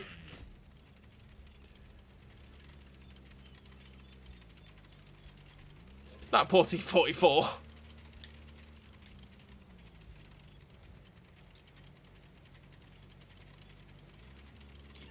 Oh boy! Nope! I got spotted there?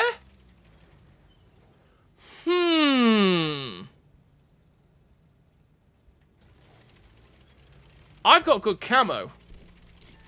I knew it, you pesky little light tank. Straight through that G2SP.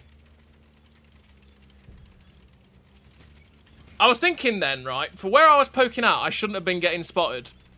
But the ELC even 90, well, the ELC 90 MX whatever being there said a lot.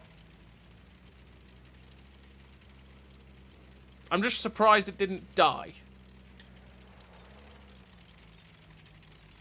Oh, sorry, I'm sad it didn't die. But we soon changed that.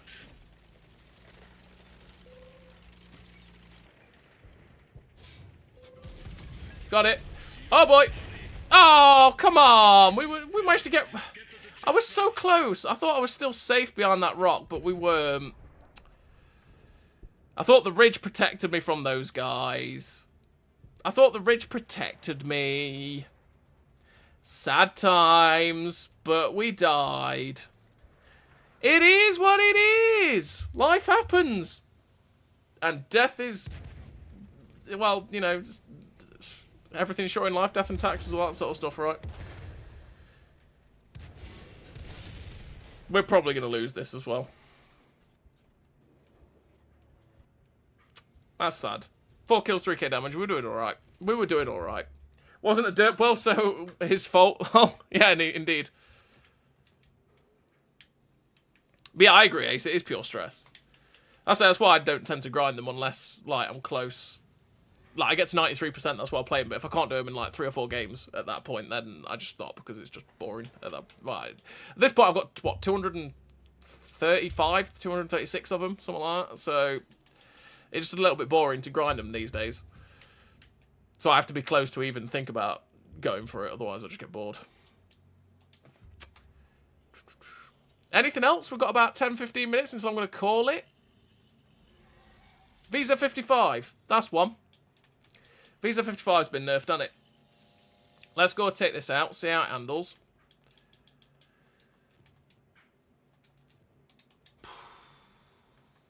So what... aim time is now 2.08 seconds. Right, okay, well, let's go... Wait, hang on. I've just realised. That's the single shot.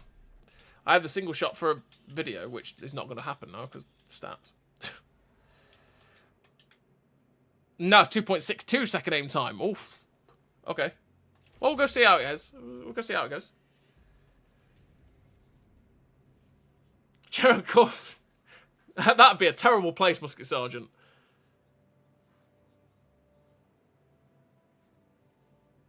Oh no, I could play... You know what, I haven't played the Ruthless. Let's play the Ruthless and the Roger Dodger, or the E75 TS, and we'll finish the stream up that way. That's how we'll do it.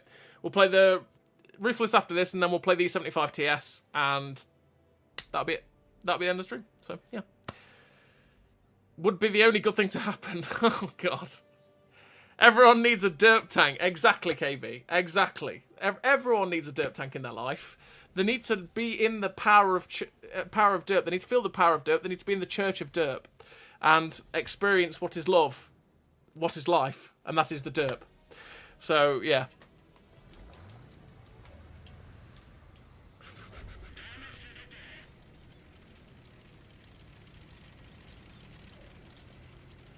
Let's go. I smell a barn in your game. I always smell barns. Oh, Kirby. That's a barn. I see a barn.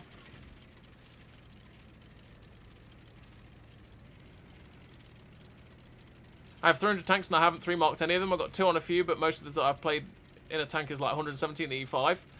I haven't played... To be fair, I'm terrible for playing loads of games in the same tank.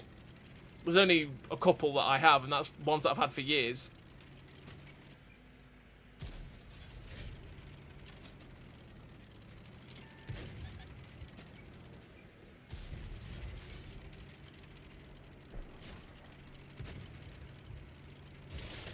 Nope. Yes, you better run. You better run. You better run. Run for your life, little boy! Run!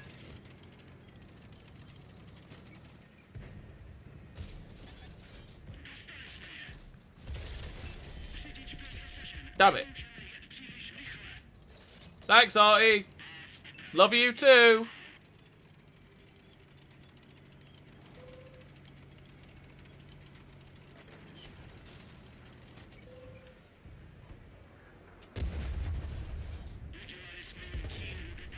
Right, it still has the power of double tap.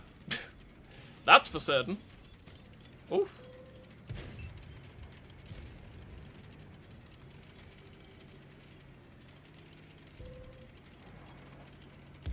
Nope.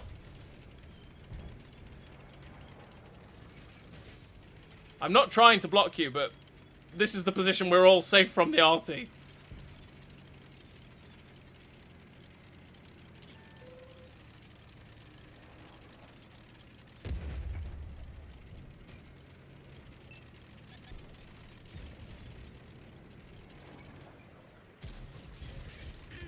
He's up.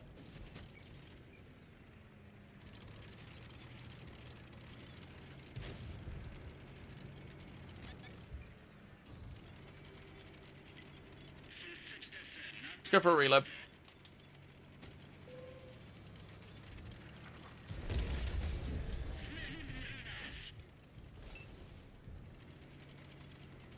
Kill it! Kill it! Kill it! Murder its family! I mean, kill it! No.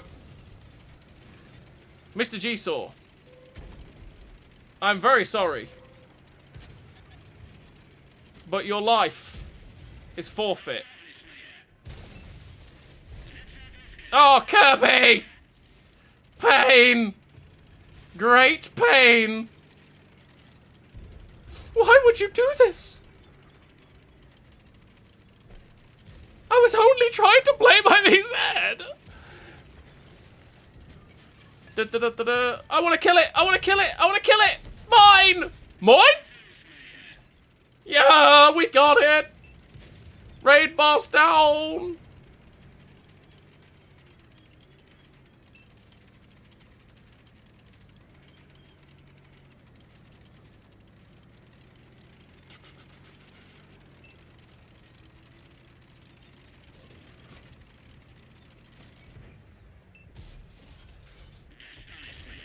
Well, we got one in at least.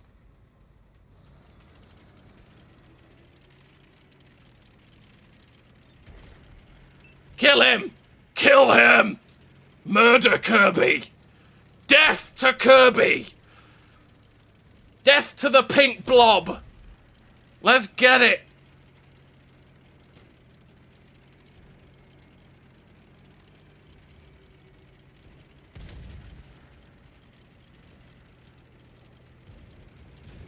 Oh, I can see these people. Lol, hello. Death to Kirby! Murder him!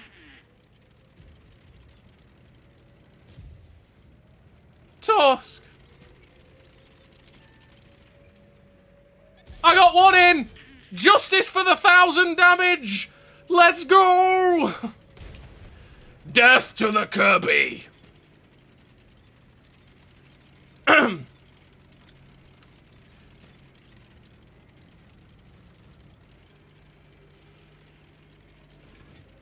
keep going. That's it. That's Pate's campaign from DM. Church of Derp becomes the official religion of the UK. Oh yeah. Oh yeah. Dream about the E50M and the Chieftain, the requirements are so high. Oh yeah, yeah, there will be. They will be. The Chieftain especially is a very good tank.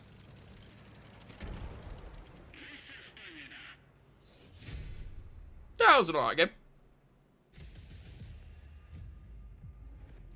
I found the ground resistance buff to the SP2 made it more mobile. It's the best part of the buffs. Yeah, yeah, absolutely.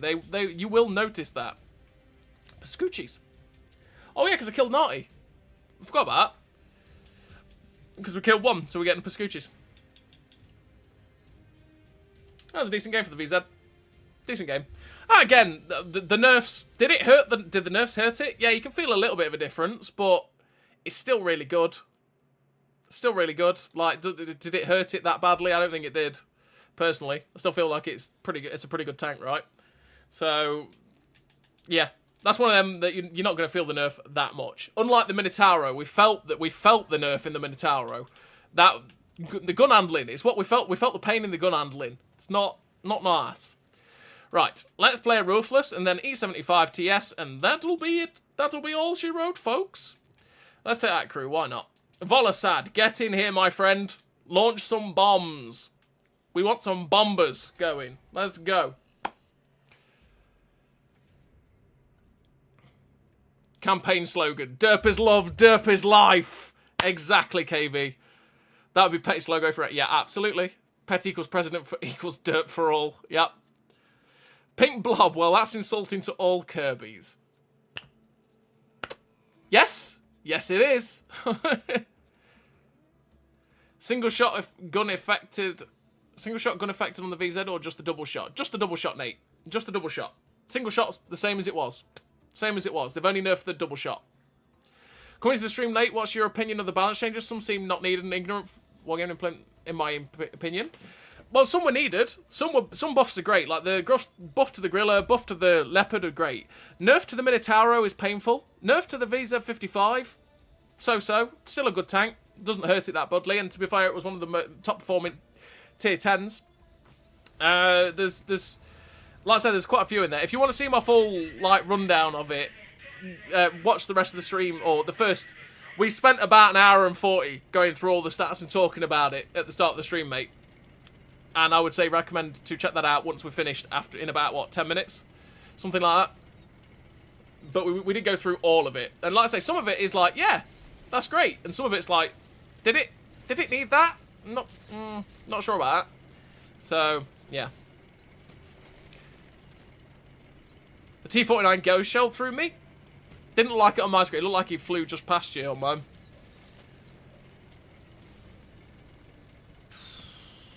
Ruthless! Ruthless Records!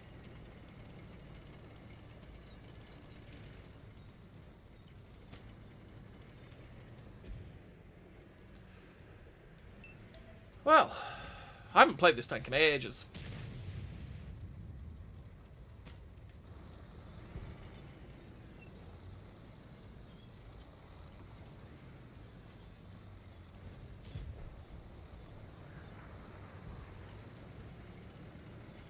Kind of want to push to the corner.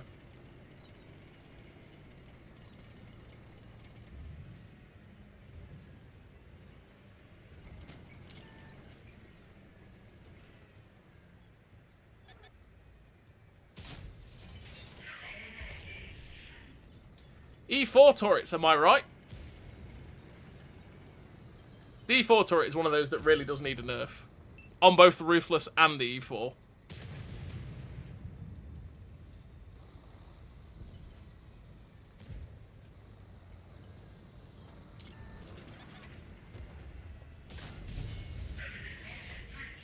Surprise, mother trucker!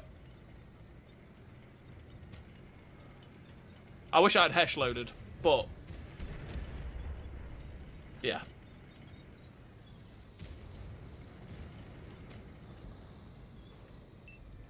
I wish the Ruthless was dead. I wish the Ruthless was dead, because he's just sitting there watching that corner now. I wouldn't stand for this curb. Calling Kirby's pink blobs is just rude. Yes! Hey, Ruthless is down there. Good. He's not watching the corner anymore. Or maybe he was. Oh, no, the bear was.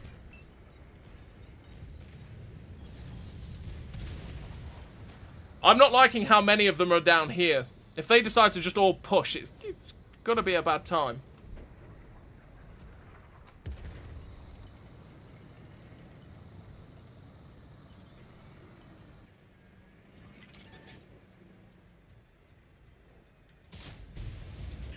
Don't load hash.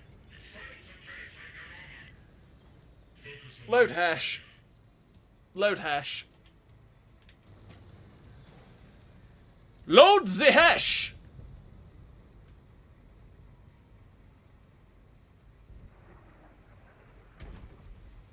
I could be more aggressive if I knew the Ruthless was dead. But the fact that the Ruthless is not dead, he's moved again.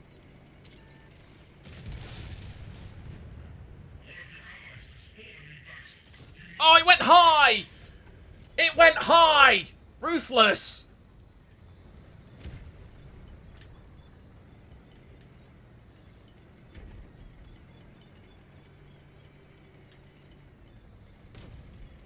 If I can use the dead wreck of this, I'm going to chance it. I'm going to try and use the dead wreck of this Conqueror to bounce the Bayer. If he was there. He's just not there, currently.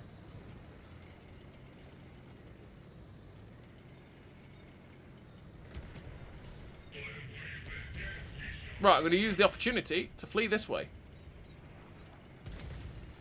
They're all dying. You know what? Screw it. Let's go.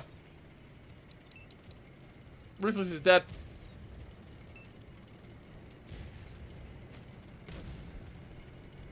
Bayer! I want you to pop my lid! Didn't pen his lower plate. Pain. Didn't pen his lower plate. Puffball. Little puffball. Poor Kirby. No. Death to the copycat. Got it that time. Kirby should learn his own moves instead of copying everybody else. There, I said it.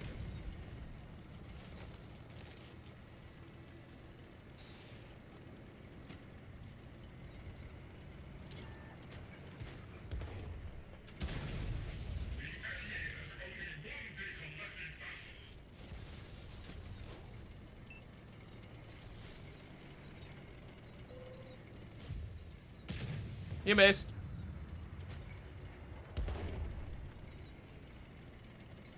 I want to ram it. I want to ram it. I want to ram it. Ram! Yes! There we go. Let's go! Ram! How many tier 10s do you have? Quite a lot. Pretty much all of them except for the artilleries and the STRV 103B. Pretty much. That was a first class. That's... Oi.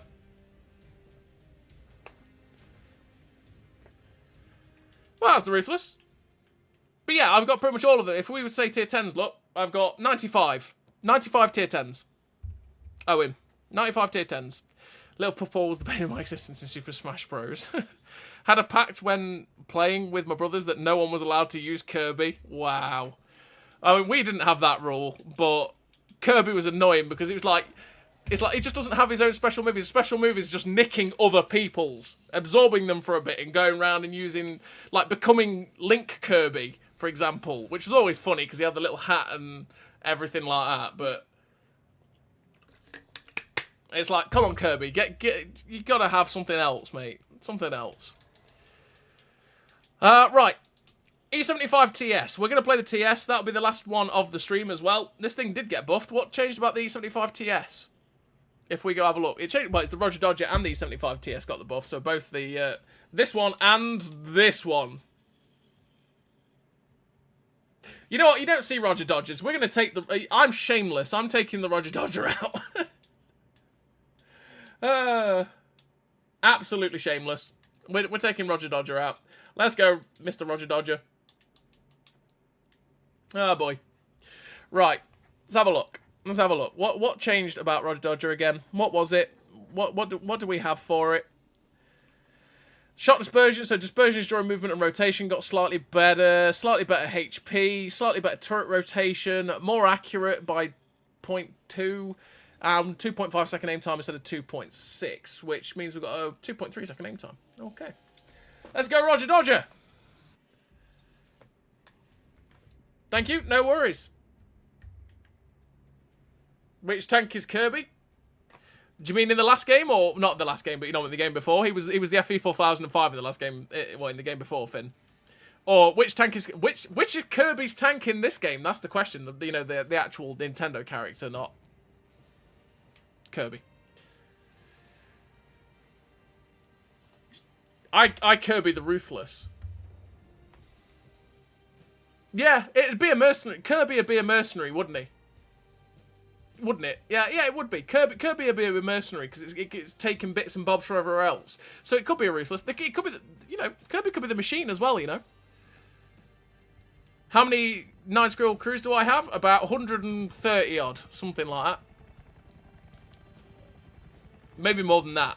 6.0 gave me loads. I had loads, because I had loads of skip. Thing is, like, loads of people focused on just having one crew that was, like, a super crew and had, like, 19, 20 skills.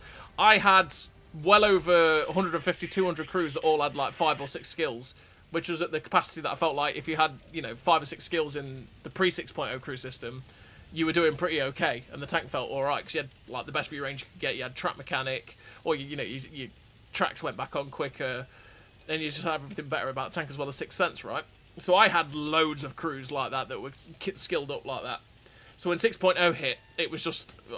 my crews went mad. I ended up getting loads. Nope. Anybody to shoot Chieftain? Better spot him.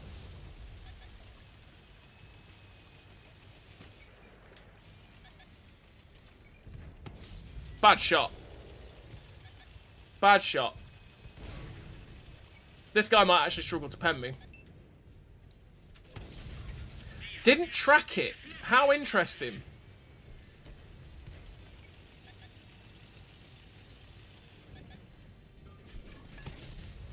Death to a light tank.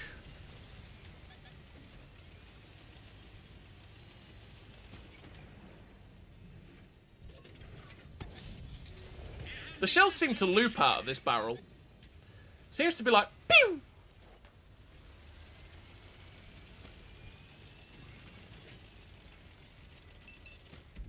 Can we kill the 13105, my people?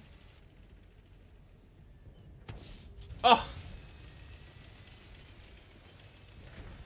Our team needs to move up and kill the 13105 in this corner. He needs to die. Because he's going to stop me doing my work.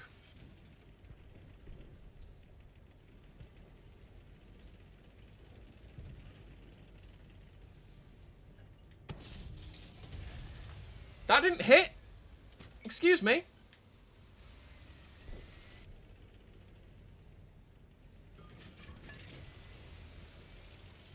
Well, he's dead.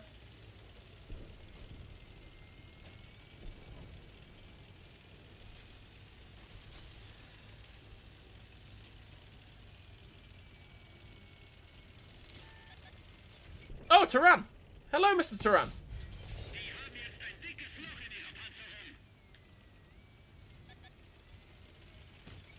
Hello. Oh, Chieftain dead.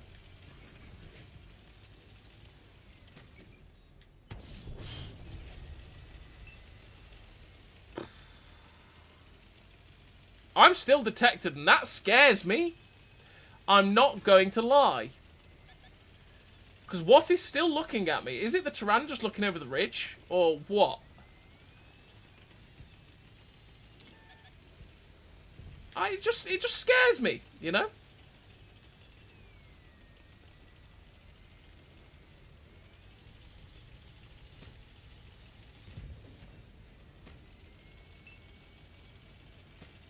I think it is the Tyrann, you know? I want to say it's the Tyrann. This is a mistake, by the way. Why is it a mistake? Because the M48 120mm, has pushed too aggressively. I was going to say, the M48 is going to be a problem in that corner, but if he's pushed into that position there, he's not actually a problem anymore. Because he's the counter to me, what I'm about to do. That position he's in is the counter to me. How am I not spotted? Are you blind? Oh yeah, well, sure.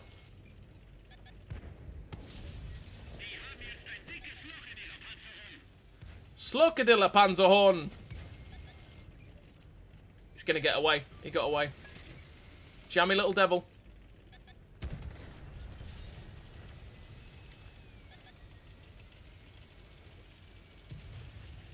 He's just double-barreled. Up through his... LOL, bounce the Tyrann. Right, let's cross. Why are we crossing? Because we can get a crossfire.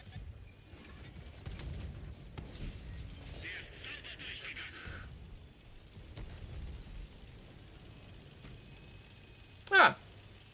Well, that was highway. That was just what highways does.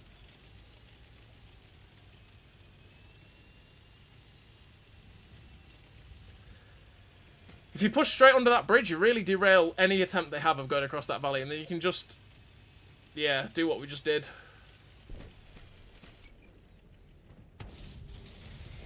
Shot through the side of these 263.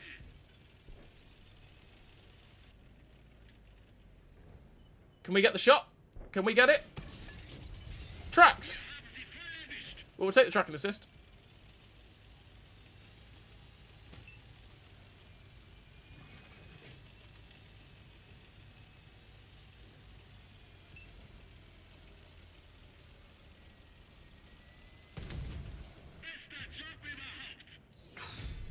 Well, that was a decent game for the Roger Dodger. Decent game for the old Roger Dodger. It's a tank you just do not see. You do not see Roger Dodgers. Probably for good reason. Probably for good reason. But that was the last game of the stream anyway. That's the end of it. We've been going for three and a bit hours. And we've had a good time. We've been through all the buffs, nerfs, seen what's cracking and stuff. We played some of the tanks as well. We had a pretty decent game in the Grille. We played alright in the... Well, we didn't have a good game in the Leopard. The Leopard didn't go very well at all. But... You know, we did our best. We saw the Minotauro. We've tried out the E75 TS, the Ruthless. We played 2 games in the TS-60 as well. We had at least one very good game in the TS-60 as well, which was nice. That tank is, for the Ultimate Pass, that tank is actually really quite a balanced tank. It's very fun to play because you've got lots of good strengths for it, which is good. And then you got the K1, which we played 2 games in. I said that it's surprisingly quite a nice tank to play, the K1. Just that the penetration is so lacking at times that you do struggle generally to pen quite a few tanks, which is painful for the K1. If that K1, let's say, had an extra 100 pen on its standard and an extra 100 on its premium, it might be somewhat truly like fantastic, but it's really not. It's really not that brilliant. It's just like, yeah. But the armor on it is fantastic, which is definitely nice for it. It's one of those things with the K1. For getting it for 2,000 gold in the season pass, it's pretty good for picking up for 2,000 gold. Well, I'd say for 2,000 gold. It's for free, really, because you put 2,000 gold in, you get 2,000 gold back, plus more, because you get chests. But yeah, if you were to pick that tank up, like, a year's time when it's on sale again, I wouldn't ever recommend it. I'd just say go for a P-Cells, or you never know, because they might just release the, Leclerc Aries prototype. That's the one I'm looking for, because that is the P-Cells, but unskinned. But yeah, I'm not a fan of the 90% of contracts being medium only. Yeah, that's the thing for the A and BT. I still feel like the contracts just shouldn't be limited, because otherwise it does have a bit of a effect on the matchmaker, right? When they make it so that you have to focus on one class. It doesn't help the matchmaker whatsoever. It's nicer when the contracts are just sort of play whatever you like, but you're restricted to these tiers, right? So if you get in a tier 10, for example, you have to play tier 9 and 10, which is fair enough. If you play in if you get to tier 8, for the last 2 stages, you can only play tier 8 and up. Fair enough. Plus Cold War, because Cold War factors into it these days, right? But you know, that's fine. That's great. But when you limit it to just, you have to play this class, it starts to affect the matchmaker quite badly. Like we've just seen for the last 2.5 months with the TD, the Shrek contract, right, where the TDs went mental in the matchmaker, which was just painful. It was just painful, because you're getting like 9-10 TDs at tier 10, which is awful game experience. Absolutely terrible. But, yeah. So, anyway, yeah. That's it from me anyway. I hope you all have a good rest of your evening and you will have a good time. How many war chests do you have? I've got 20 because that's for a reason. For a reason we'll probably find out at some point soon. So yeah, thank you very much everybody for tuning in and I will catch you all on the flip side, whenever that is. Next Wednesday, because next Wednesday will be the next time I stream as always because... well, most of the time if I'm playing, I've got to have the chance to record, and sadly the Xbox record system is a bit dodgy these days, which is sad, but hey-ho. So yeah, next Wednesday will be the next time I stream again. We'll be playing into the new season. I doubt they'll release anything new next week. If they release something new next week, then what the hell? Because we've got so much this week. And we might be able to play some more of the buff tanks, nerf tanks, all that good stuff anyway. So thank you very much everybody for tuning in. I hope you have a good time, and I'll catch you all, yeah, next Wednesday. So bye-bye everybody! Bye-bye. Bye. Bye-bye. Bye-bye. Bye-bye. Bye-bye. Bye.